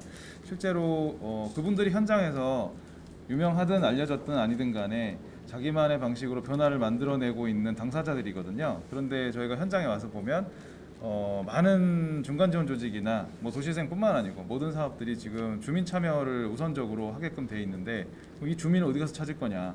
청년 사업이면 이 청년이 어디 있느냐? 그거 찾는 것들이 지금 행정이나 아니면 중간 지원 조직에 계신 분들의 많은 고민으로 알고 있습니다. 그래서 제가 생각할 때 이전의 주민과 지금 이제 많은 사업에서 찾고 계시는 그 주민의 차이점은 당사자성이라고 생각하거든요. 이전에는 어디선가 전문가가 혹은 해외 사례에서 이게 좋다더라. 그럼 이게 정책이 되고 국가 사업이 되면 위에서부터 쭉 뿌려지면 최종 단계에서는 수혜자입니다. 좋은 사업을 만들었고 좋은 시설을 만들었고 좋은 프로그램이 있으니까 와서 들으세요. 와서 참여하시면 참 좋습니다. 이렇게 수혜자였는데 지금은 어디선가부터 실제로 자기가 필요한 것들을 찾아내서 만들고 제안하고 실제 그걸 수행하고 누가 알아주지 않거나 정부 지원이 없어도 자기 멋대로 지금 하고 있는 사람들이 서서히 생긴단 말이죠. 근데 이제 교수님께서 그거를 지역마다 실제 오랜 시간을 들여가면서 또 인터뷰 해가면서 찾아내 주시고 또 저희들에게도 알려주시고 하니까 너무 도움이 되는 것 같습니다. 그러면 이제 그 사례를 하나 말씀드리면 올해 공주시에서 되게 재미난 일이 하나 있었는데요. 2021년도 상반기에 주민공모 사업을 모집을 했습니다. 근데 이제 당연히 예상하시겠지만 코로나 때문에 다 비대면으로 해야 되고 주민들 모이는 거 안 되고 행사 안 되고 뭐뭐뭐 해가지고 제약 조건이 많기 때문에 많이 안 들어올 거라 생각했어요. 8개를 모집한다 그랬는데 몇 팀이 들어왔는지 아십니까? 40팀이 넘게 들어와가지고 행복한 고민을 하시게 된 거예요. 지금 네. 전국에 있는 많은 중간 조직에 계신 담당자들께서 이 얘기를 들으면 어머 어떻게 그런 일이 가능하냐 하실 텐데 작년까지 똑같았습니다. 작년까지는 이거 발표한 거 보면 늘 하시던 분들 그분들이지 이렇게 됐었는데 올해 갑자기 이게 몇 배가 늘어나서 어려운 상황에도 불구하고요. 그래서 이제 그 엄정한 심사하시느라고 발표 기간이 좀 연기가 될 정도로 그렇게 심사를 하셨는데 결과 나온 걸 보니까 더 충격적인 게 처음 보는 사람들이 한 절반이 나왔습니다. 네, 그래서 그게 외진 토박이 가리지 않고요, 청년 시니어 가리지 않고 그렇게 해서 나왔는데 이제 사례로 어떤 일들이 있었냐면은 아기 키우는 엄마들이 아기들이 여기를 어떤 그 투어를 하면서 자기들 간에 워크지를 만들어서 그걸 하면 좋겠다. 그래서 원도심을 투어북을 만들었는데 서로 그거 받아가려고 난리가 나고 그거 판매용으로 만들면 안 되냐 이런 일들이 또 있었습니다. 그 다음에 그 10년 동안 비어있던 방직 공장을 그냥 청년이 동네 청년이에요. 그 친구는. 그래서 토박이 청년이니까 토박이 어르신한테 부탁을 해서 우리 영화제 좀 하겠습니다. 빌려주세요. 그랬더니 어르신이 그럼 어차피 쓸 일도 없는데 대신에 청소나 좀 싹 해라. 그래가지고 청소해가지고 거기서 독립영화제를 했는데 공주 원도심이 예전에는 큰 극장이 3개나 있어갖고 주변에서도 버스 타러 이제 보러 오는 곳이라고 했지만 영화 상영이 끊긴 지가 10년이 넘었답니다. 그런데 거기서 청년이 스스로 이제 지역 자원을 활용해서 독립영화제를 만들어서 그런 일도 있었습니다. 그래서 예상할 수 없었던 일들이 갑자기 생기는 게 올해 좀 그런 일이 생겨서 재미난 일이 있었습니다. 근데 제가 이제 현장에서 저도 당사자이기 때문에 제가 생각할 때는 이런 일이 벌어지기 위해서는 열린 커뮤니티 존재가 반드시 필요하다. 지역 내에. 근데 이 열렸다는 게 외부인을 위해서 열렸다는 게 아니고 오히려 내부를 향해서 열린 커뮤니티가 필요하다고 생각이 됩니다. 그거는 뭐냐면 기존에 저희가 지역 내 커뮤니티들은 다 지연 기반이에요. 그래서 늘 만나던 분들이 같은 학교 졸업생들이 볼을 차면 축구 동호회고 그분들이 산에 가면 산악회입니다. 근데 그게 아니라 특정 주제만을 가지고 예를 들면 나는 독립영화 갖고 하겠다. 아니면 나는 뭐 아까 말씀하셨지만은 뭐 프랑스 샹송 갖고서 동호회 만들겠다. 그렇게 했을 때 그 주제만 갖고 모이는 사람들, 그러니까 즉 지연형 커뮤니티가 아니고 테마형 커뮤니티들이 많이 생기는 것이 바람직하겠다 생각이 되고요. 저희가 이제 지역에서 일을 할 때 원칙으로 삼는 거는 그겁니다. 한 번 모였다고 해서 이게 영원히 가는 게 아니다. 일이 끝나고 나면 해체해 버립니다. 네, 그래서 저희가 이번에 이제 너무 감사하게도 행안부에서 기회를 주셔가지고 공주시에서 청년마을 사업을 받아서 잘 수행을 하고 있습니다만은 거기에 참여 주체가 크게 3팀인데요. 3개 사회적 경제 조직입니다. 그래서 다 이제 예비사회적 기업인데 이 사람들의 특징이 뭐냐? 최근 2, 3년 내에 공주로 들어온 외지인들이고요. 대부분 청년 회사입니다. 근데 저희가 흔히 생각하시는 컨소시엄으로 들어간 게 아니고요. 다들 잘할 수 있는데 이거를 우리가 지역 내에서 싸울 필요가 없다 이거죠. 그래서 자기들이 잘하는 장기만 놔두고 나머지 예를 들면 저희 퍼즐랩 같은 경우는 제가 또 공공기관에 오래 근무를 했었기 때문에 이제 행정하고의 접점은 저희가 하는 게 맞겠다. 그래서 저희가 이제 앞에 서고요. 디자인 잘하는 팀은 디자인하고 공간기획 잘하는 팀은 이제 공간기획하고 설계하고 시공하고 이런 식으로 나눠 맡아서 하고 있고 저희들의 목표는 뭐냐면 우리랑 비슷한 애들이 공주에 와서 더 많이 자리 잡고 우리들의 동료가 늘어났으면 좋겠다. 그냥 그 정도 취지입니다. 그래서 뭐 가짜문에 써놓긴 했는데 이번 사업이 끝나면 야 우리가 그러면 3개 팀이니까 3개 팀이 어떤 그 영원히 가는 조직을 만들어서 우리끼리 똘똘 뭉치자 이건 아닐 겁니다. 아마 끝나고 나면 저희들은 흩어지고 또 다른 사업을 하게 되면 또 그 결에 맞는 다른 팀들 또 지역에 계시는 어르신들하고 같이 할 수도 있게 되겠죠. 그래서 뭐 그런 식으로 저희는 좀 너무나 이렇게 결속력이 강한 연결이 아니고요. 조금 느슨한 관계, 약한 연결을 지역 내에서 계속 접점을 만들어 나가는 식으로 일을 하고 있습니다. 그리고 저희가 뭐 이제 두 번째로 중요하게 생각하는 것은 지역 내에서 뭘 시도할 때 특히 이제 서울과 대비되는 대도시와 대비되는 로컬에서 지역에서는 한번 트라이 했다가 그거 안 되면 찍혀요. 그래가지고 네, 20, 30대 때 한번 가게 차렸다 망하면 부모님 욕먹이고 50대, 60대 될 때까지 그 동네에서는 쟤는 부모님이 그렇게 열심히 해갖고 가르쳐놨더니 서울에서 멀쩡한 직장 다니다가 내려와갖고 카페하다 말아먹고 엄마 아빠 속상해 뭐 이렇게 계속 가지 않습니까? 그래서 이제 이거 해볼까? 그랬는데 안전한 영역 안에서 실험이 가능하고 그거를 응원하고 지지하는 주민들이 존재해줘야 되겠다. 그래서 저희는 비록 외지인이고 저 스스로도 공주에 온 지 3년밖에 안 됐습니다만은 저도 이제 그런 식으로 당사자이면서 또 다른 사람들에게는 응원을 보낼 수 있는 사람이 되려고 노력을 하고 있습니다. 그래서 마지막으로 정리를 하자 그러면 저희가 이제 오늘 주제가 도시재생이기 때문에 이제 그쪽으로 말씀을 드려야 되겠습니다만 기존의 방식은 건물 만들어 놓고 프로그램 만들고 그 다음에 사람 오세요잖아요. 이걸 역순으로 좀 해보시면 어떤가 생각이 됩니다. 네. 뭐 하고 싶은 사람 먼저 찾고요. 그 사람들한테 아까 사실 이제 서 기관님 하신 말씀이랑 거의 동일한 내용 같습니다. 그 사람들이 자기 하고 싶은 거 할 수 있게끔 도와주고요. 그 다음에 공간은 있는 공간 활용해도 되고 다른 사람 주택에서 해도 되는 거고 그 다음에 도저히 안 되겠다. 그랬을 때 행정에서 공간을 만들어 주시는 쪽으로 가면 아마 이제 목표로 하시는 도시재생을 통한 어떤 문화재생도 쉽게 달성되시지 않을까 생각이 됩니다. 네. 다 끝나셨죠? 네. 감사합니다. 우리 권호상 대표님은 공주에서 이렇게 그 퍼즐랩을 하시면서 사실은 퍼즐랩은 어떤 특정한 뭐 그 목적을 가진 퍼즐랩이라는 의미가 목적을 가진 회사라기보다는 공주에 있는 각각의 퍼즐들 즉 게스트하우스를 하시는 팀이든 뭐 코워킹 스페이스를 운영하는 팀이든 카페를 하는 팀, 전시장을 운영하는 팀, 뭐 책방, 빵집 이런 걸 하는 팀들을 그게 하나의 퍼즐이라고 보면 그 퍼즐들을 이렇게 엮어서 이런 프로그램도 만들어 보고 또 이제 또 시간이 지나면 다르게 엮어서 또 다른 프로그램도 해서 계속해서 만들어 갈 수 있는 고정되지 않고 변화와 새로움을 계속 지속적으로 추구하는 게 굉장히 그 혁신적인 것 같습니다. 아마 공주의 도시재생 센터장님은 되게 좋아할 것 같아요. 어쨌든 좋은 분이 계셔서 저희 아산에도 그런 분들이 좀 있는 것 같고요. 지금 만들어 가려고 하고 있습니다. 그리고 이제 어쨌든 그런 근데 한 번 멤버는 용화원 멤버가 아니라서 이 해병대 출신은 조금 들어오기 어렵지 않을까 싶긴 한데요. 좀 잘 받아주시기 바랍니다. 네. 이렇게 해서 전체적으로 네 분의 토론 요지를 들어보았고요. 토론에 대해서 질문도 있고 뭐 그랬는데 우리 정석 교수님 조금 질문에 대한 답변 및 그냥 나가시면 됩니다. 질문에 대한 답변 및 뭐 부연 설명을 좀 부탁드리고자 합니다. 네네.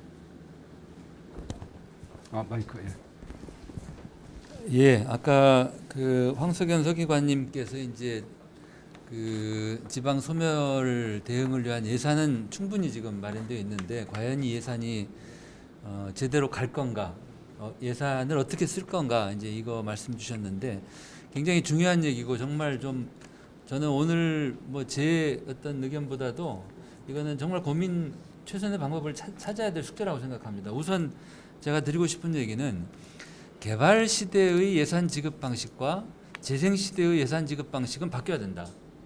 개발 시대는 말하자면 뭘 만드는 거예요. 그죠? 물건 만들기가 같은 거예요. 다리를 하나 짓자, 건물을 짓자.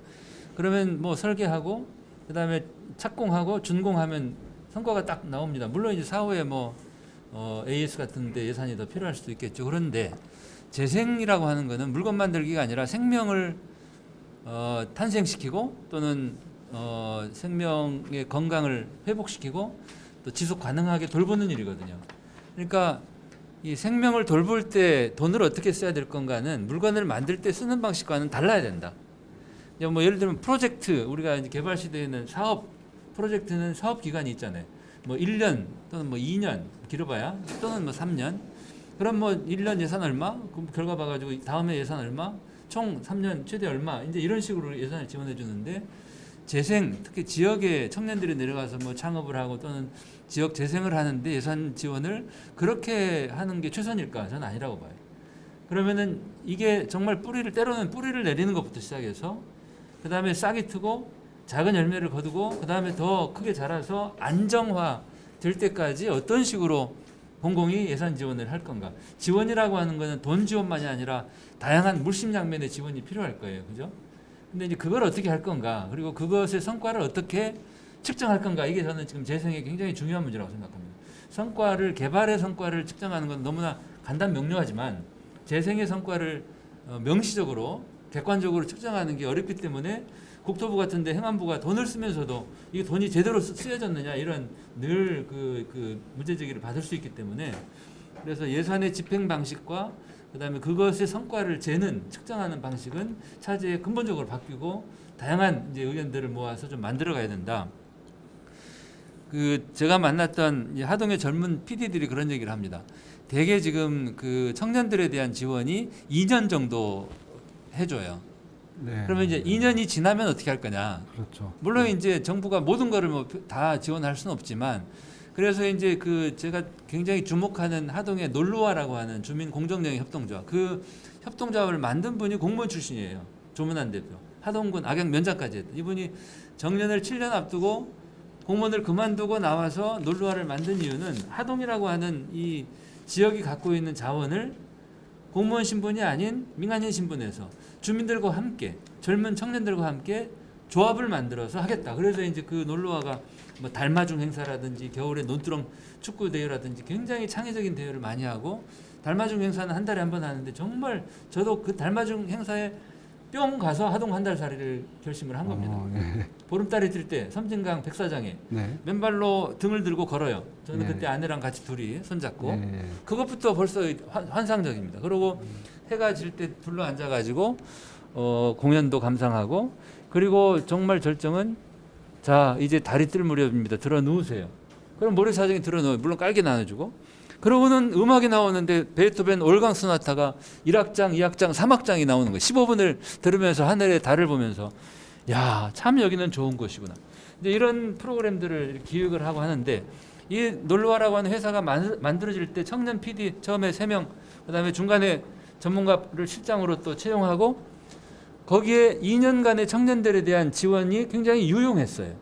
청년들 당사자도 유용하고 회사 입장에서. 그런데 지원이 이제 끝나고 나면 회사도 어려워지고 당사자도 어려워진다는 거죠. 그래서 한 예를 들면 이렇게 생명을 돌보는 방식으로 할 때 이런 한시적인 프로젝트 기간의 예산 지원 방식을 어떻게 바꾸어서 성과를 낼 수 있게 할 건가, 이거는 정말 우리들의 숙제라고 생각을 합니다.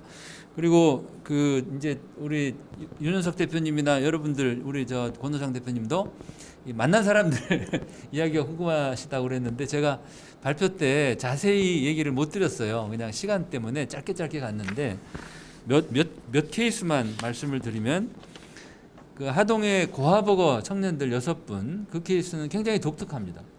6명이 하동에 내려와 가지고 같이 공동으로 일해서 벌고 그다음에 그거를 n분의 1로 공동으로 분배를 하는 독특한 경제 공동체 방식이고 심지어는 한 집에 삽니다.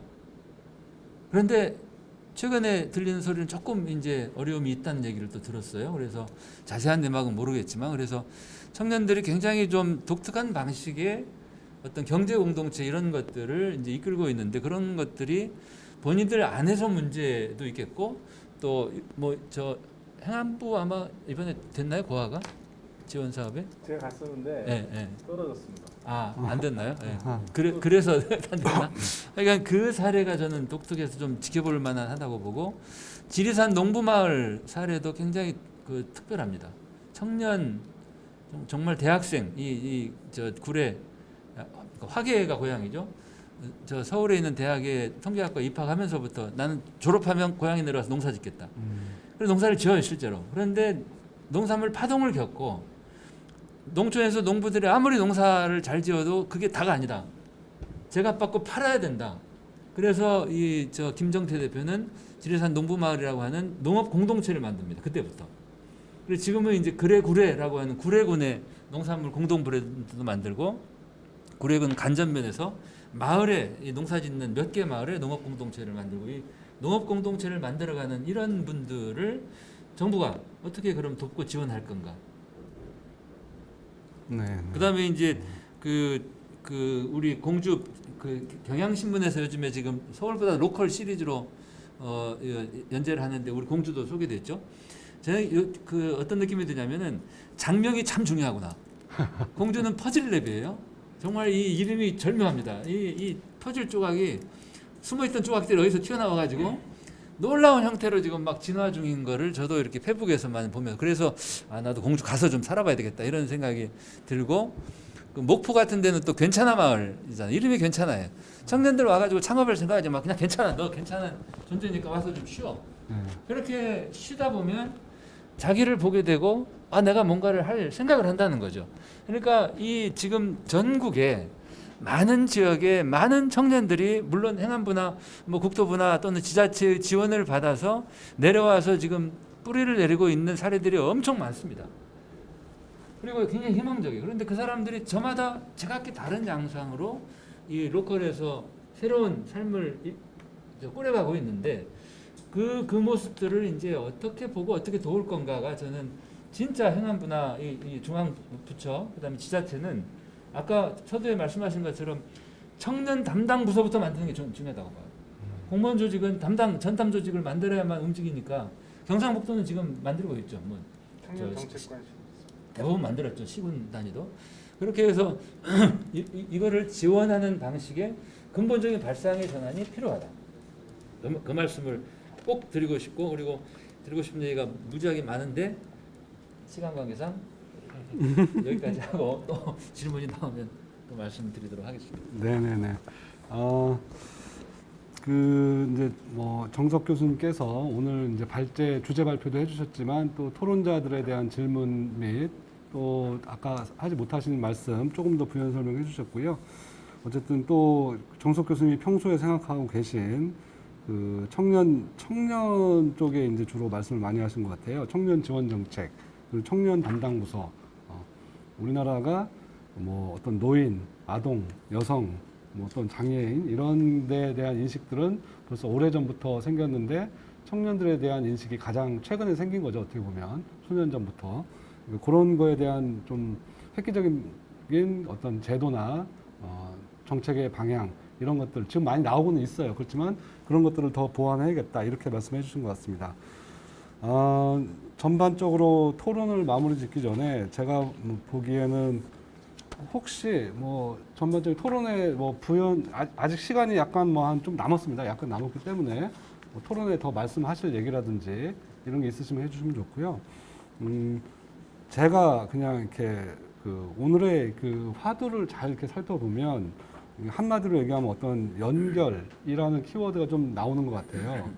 어떻게 뭐 사람과 사람의 연결일 수도 있고 공간과 공간의 연결일 수도 있고 정책과 정책의 연결일 수도 있고 또 뭐 이 연결이라는 건 뭐 사실 뭐 4차 산업혁명 어쩌고저쩌고 하면서 그 초연결 시대로 막 가고 있잖아요. 그러니까 어쨌든 우리는 이런 IT나 이런 쪽에서는 눈에 보이지 않는 가상의 세계에서 계속해서 초연결로 가고 있지만 우리 도시 재생이라는 이런 분야는 사람을 중심으로 움직일 수밖에 없기 때문에 보이지 않는 곳의 연결은 하나의 수단으로 쓸 수 있는 것이고 우리는 그래도 인간과 인간의 연결 이런 것들을 좀 물리적으로 해야 될 필요가 있겠다 이런 생각을 좀 하게 됐습니다. 이건 제가 그냥 오늘 쭉 들으면서 많이 느낀 바고요.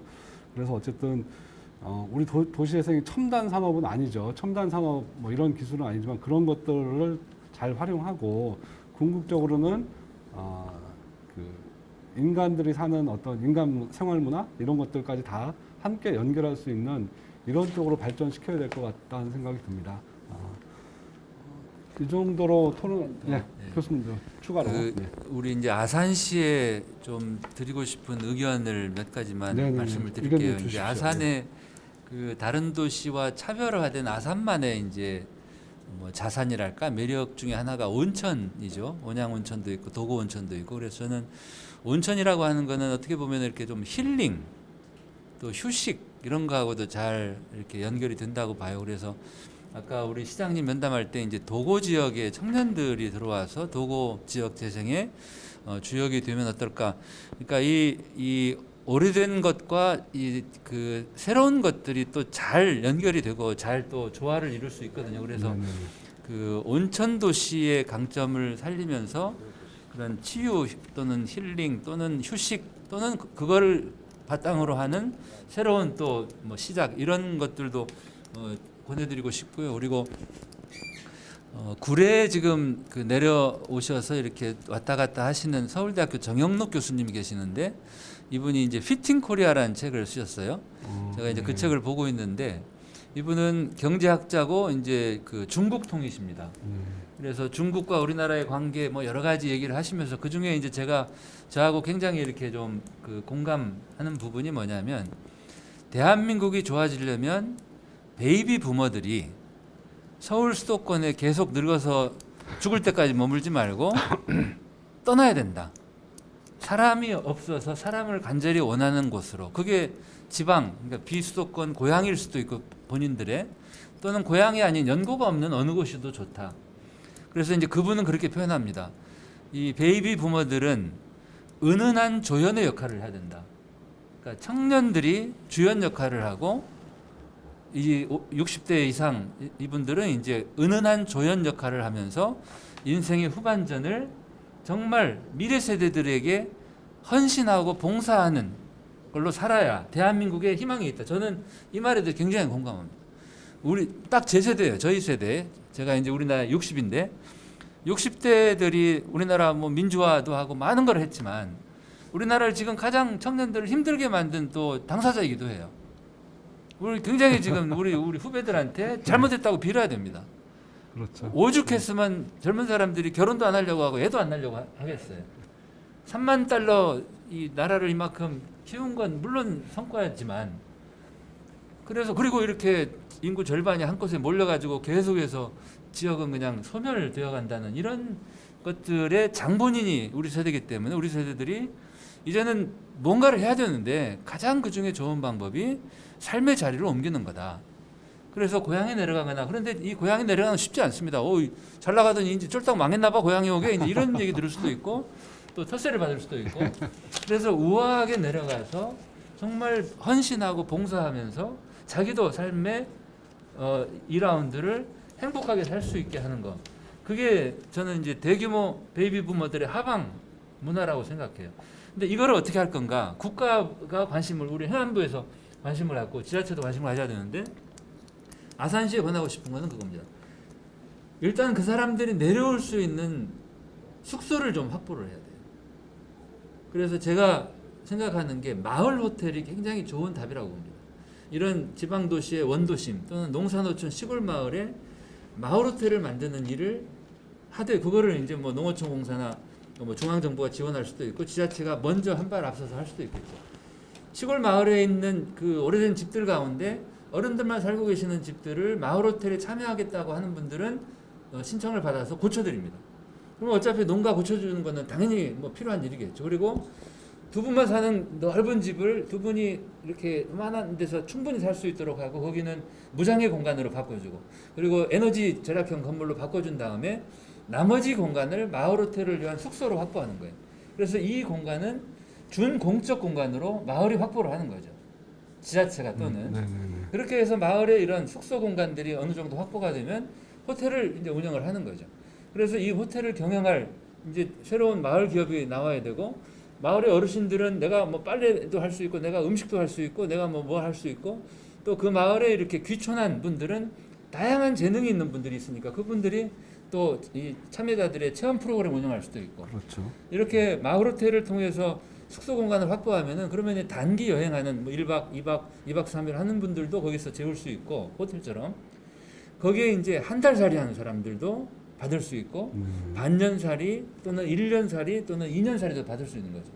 그러니까 우리 아산시가 그런 외지인을 또는 출향민들을 또는 유능한 젊은 사람들을 받아서 재울 수 있는 이 숙소 공간들을 뭐 1000채 정도 예를 들어 확보를 해놓고 사람들을 초대하라는 거죠. 그러면 이 사람들이 와서 여기에 머물면서 다양한 일들을 할 수 있다는 거죠.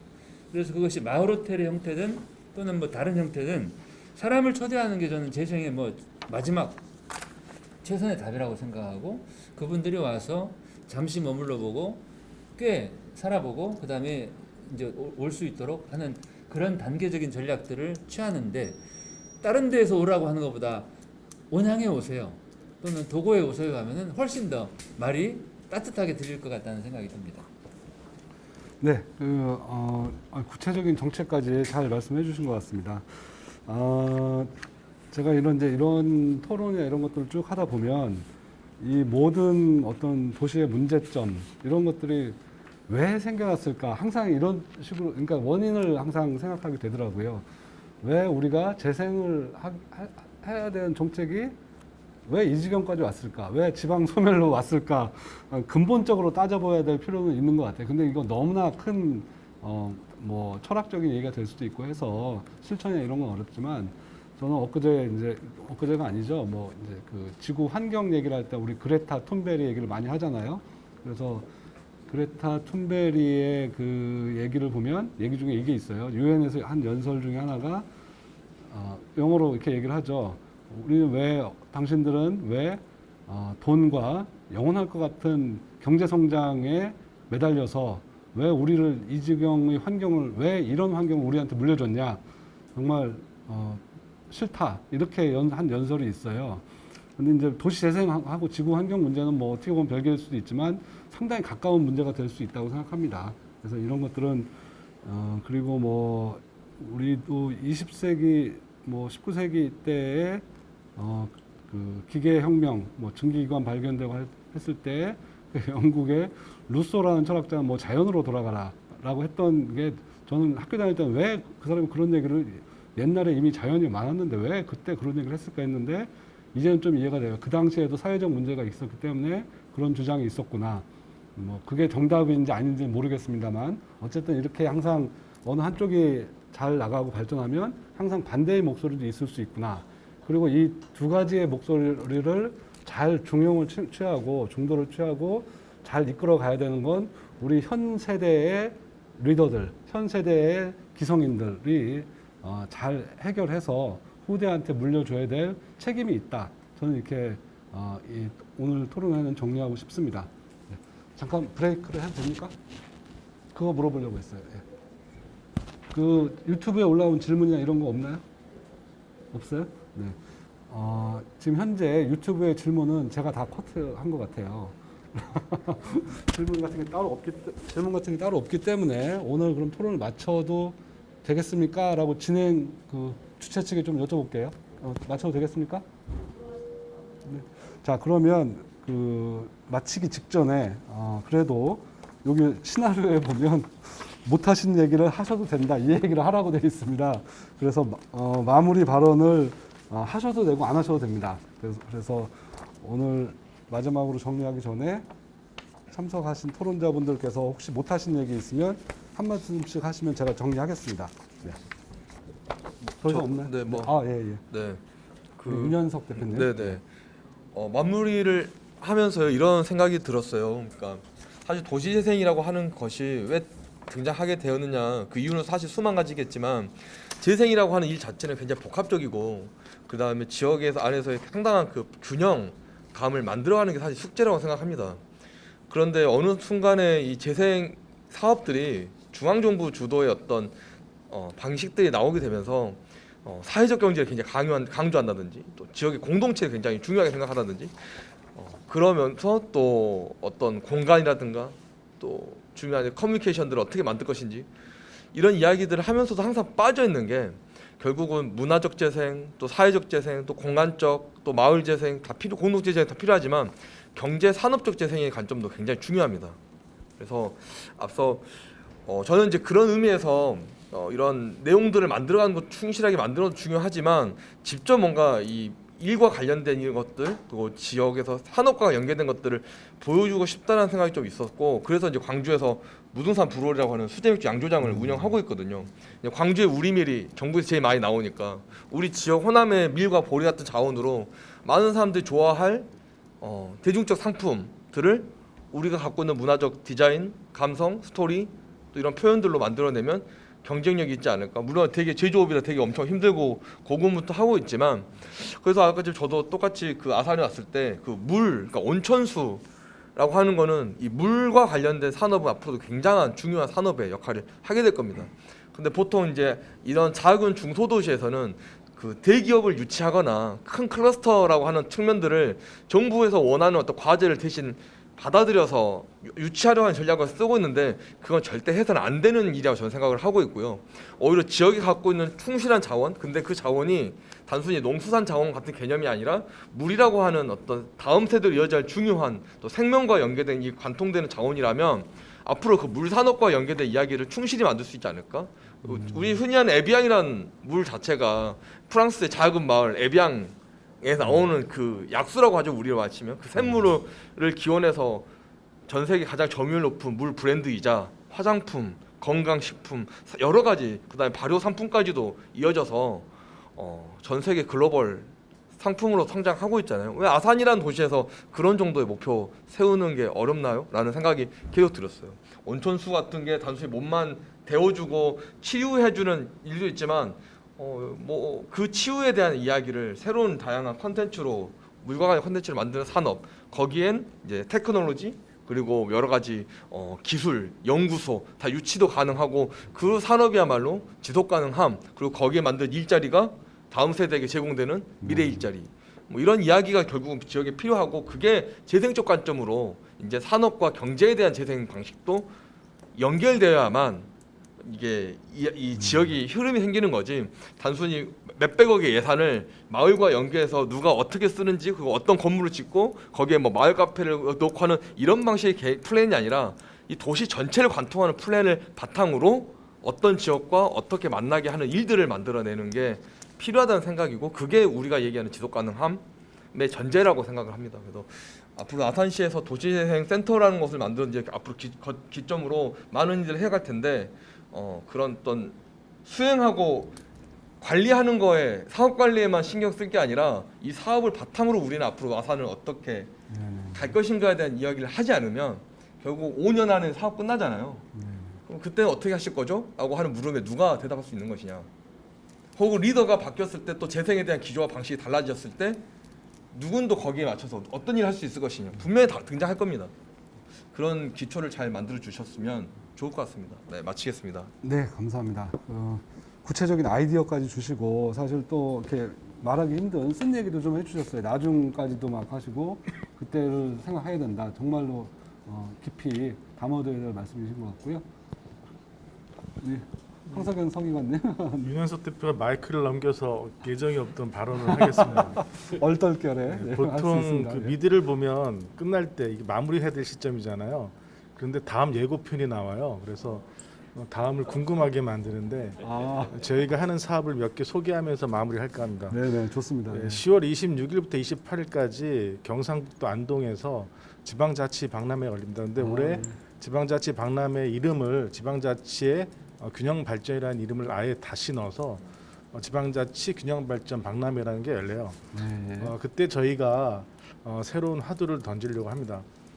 일본의 경우 도쿄와 오사카, 나고야 인구가 65%를 돌파했거든요. 우리도 수도권이 50%를 넘었기 때문에 그래서 일본 정부가 지금 추진하고 있는 것이 정부의 이전이 아니라 결국 일자리를 옮겨야겠다. 삶의 터전도 중요하지만 결국 일자리로 인해서 학교와 일자리가 가지 않으면 거주를 바꿀 수가 없잖아요. 그래서 새로운 라이프 스타일이 필요하다. 그래서 텔레워크를 도입을 시작합니다. 그래서 본사를 옮기는 것이 아니라 회사는 서울에 있지만 잠시 일시적으로 한 달 살이 하시는 것처럼 아예 하동 가서 한 달 일을 하시는 거죠. 네네. 이런 걸 할 수 있는 시스템을 지원하는 것을 오. 정부가 추진하고 있어요. 오. 그래서 한 달 예를 들면 아산시가 공유 오피스를 만들어 놓고 기업들이 한 달씩 와서 일할 수 있는 시스템을 만들어 제공하는 거죠.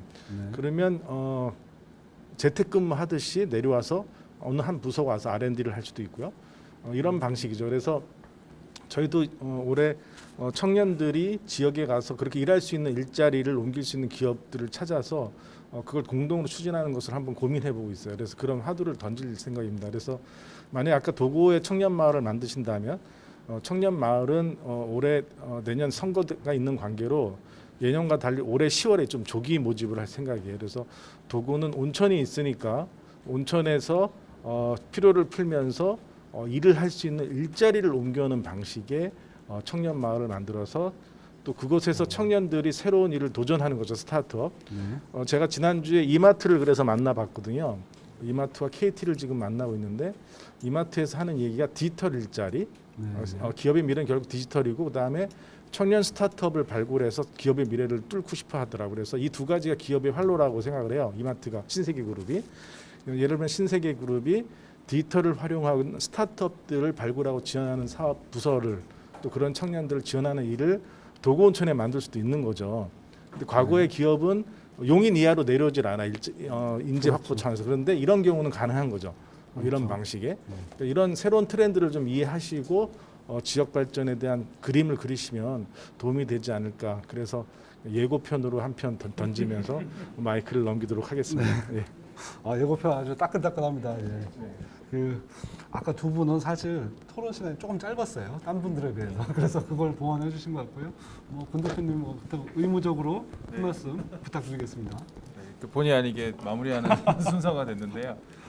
저도 이제 현장에 계속 있다 보니까 재밌는 사실을 발견했습니다.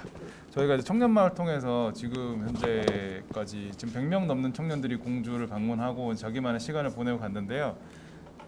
부럽다라고 얘기하는 사람이 상당히 많은 겁니다. 그러니까 지역에서의 일상생활을 놓고 보면 인프라가 부족해, 뭐가 안 좋아, 뭐 학교가 없어, 일자리가 없어, 그거 차치하고 하루하루 보내는 삶의 방식을 보면 부럽대요. 네, 그래서 서울에서 통근 시간 1시간 이상씩 걸리는데 여기는 걸어가도 최고 먼 데가 15분이거든요. 자전거 네네. 있으면 5분이면 가고 점심들을 집에 가서 먹고 오거나 뭐 이건 방송에서 할 얘기는 아닌 것 같습니다. 좀 이렇게 볼 일도 집에 가서 보고 이렇게 오는 경우도 있습니다. 그래서 그런 것들. 그래서 여기는 모든 프로그램들이 7시나 6시 반에 시작을 합니다. 퇴근하고 7시면 저녁 먹고 나서 바로 어떤 커뮤니티 활동들을 시작할 수 있거든요. 그러면 해지는 거 보러 금강까지 갈 수도 있고 공산성 올라가서 요가도 할 수 있고 그래서 이런 것들에 대해서 근데 중요한 건 뭐냐면 이분들이 지역을 찾아오게 만들어야 되거든요. 그래서 지역을 찾아오는 접점 계속 많이 만들어 주시고 그다음에 거기서 생활하고 계시는 청년뿐 아니고 주민들의 삶이 이렇게 풍요로운 곳이구나. 서울이나 대도시 벗어나면 여기도 사람 사는 곳이고 오히려 다른 삶의 방식을 체험할 수 있구나. 이렇게 하다 보면 이제 어떤 이제 지역의 균형 발전이라든지 또 지방으로 오게 되는 저희들이 다 목표로 하고 있는 일들이 좀 더 당겨질 거라고 생각이 되고요. 그것을 가속화시키는 게 어떻게 보면 그 행안부에서 해주시는 그런 사업들, 청년마을 사업과 같은 중요한 사업들이 되겠고 거기를 통해서 이제 지방의 맛을 본 청년들이 본인들이 내려올 수도 있지만 본인이 못 내려온다 하더라도 자기 주변에 친구들에게 또 야 이거 지방 내려갔더니 이렇게 재밌게들 살더라 이렇게 전파를 할 것이고 또 아까 중요한 말씀입니다만 정석 교수님께서 당사자로서 예, 그 베이비부모들이 지방으로 내려가야 된다 말씀하셨는데 먼저 또 촉대를 베고 지방을 돌고 그 또 내용들을 유튜브나 또 주변을 통해 전파해 주시고 계시기 때문에 이런 활동들이 가속화될 수 있게끔 도와주신다고 하면은 뭐 대상지로서도 그렇지만 주민의 삶에서도 어떤 아산시가 상당히 어떤 선진적인 모습을 보여줄 수 있지 않을까 그렇게 기대를 합니다. 감사합니다. 네, 감사합니다. 직주근접의 토론문은 우리 황석현 서기관님이 써주셨는데 말씀을 이쪽에서 하셨네요. 어쨌든 직주근접 중요하죠. 퇴근 후에 6시에 퇴근하고 7시까지 들어가서 저녁에 친구들하고 얘기도 하고 하면 얼마나 좋겠습니까? 그게 가능한 도시가 아산입니다. 아산으로 와주시기 바라고요. 오늘 강연자님, 패널분들 그리고 온라인으로 짧게라도 참석해 주신 모든 분들께 감사드리고요. 어쨌든 오늘 아산 시민이 더 행복한 도시로 만들기 위해서 그리고 도시를 어떻게 변화시켜 나갈지에 대한 큰 얘기를 한 것 같습니다. 오늘 도시 포럼 첫걸음을 성공적으로 내디딜 수 있게 참석해 주신 여러분들께 다시 한번 감사드리고요. 큰 박수와 함께 저희는 내년에 제2회 아산 도시 포럼으로 다시 만나도록 하겠습니다. 박수와 함께 페이드아웃 하겠습니다. 감사합니다.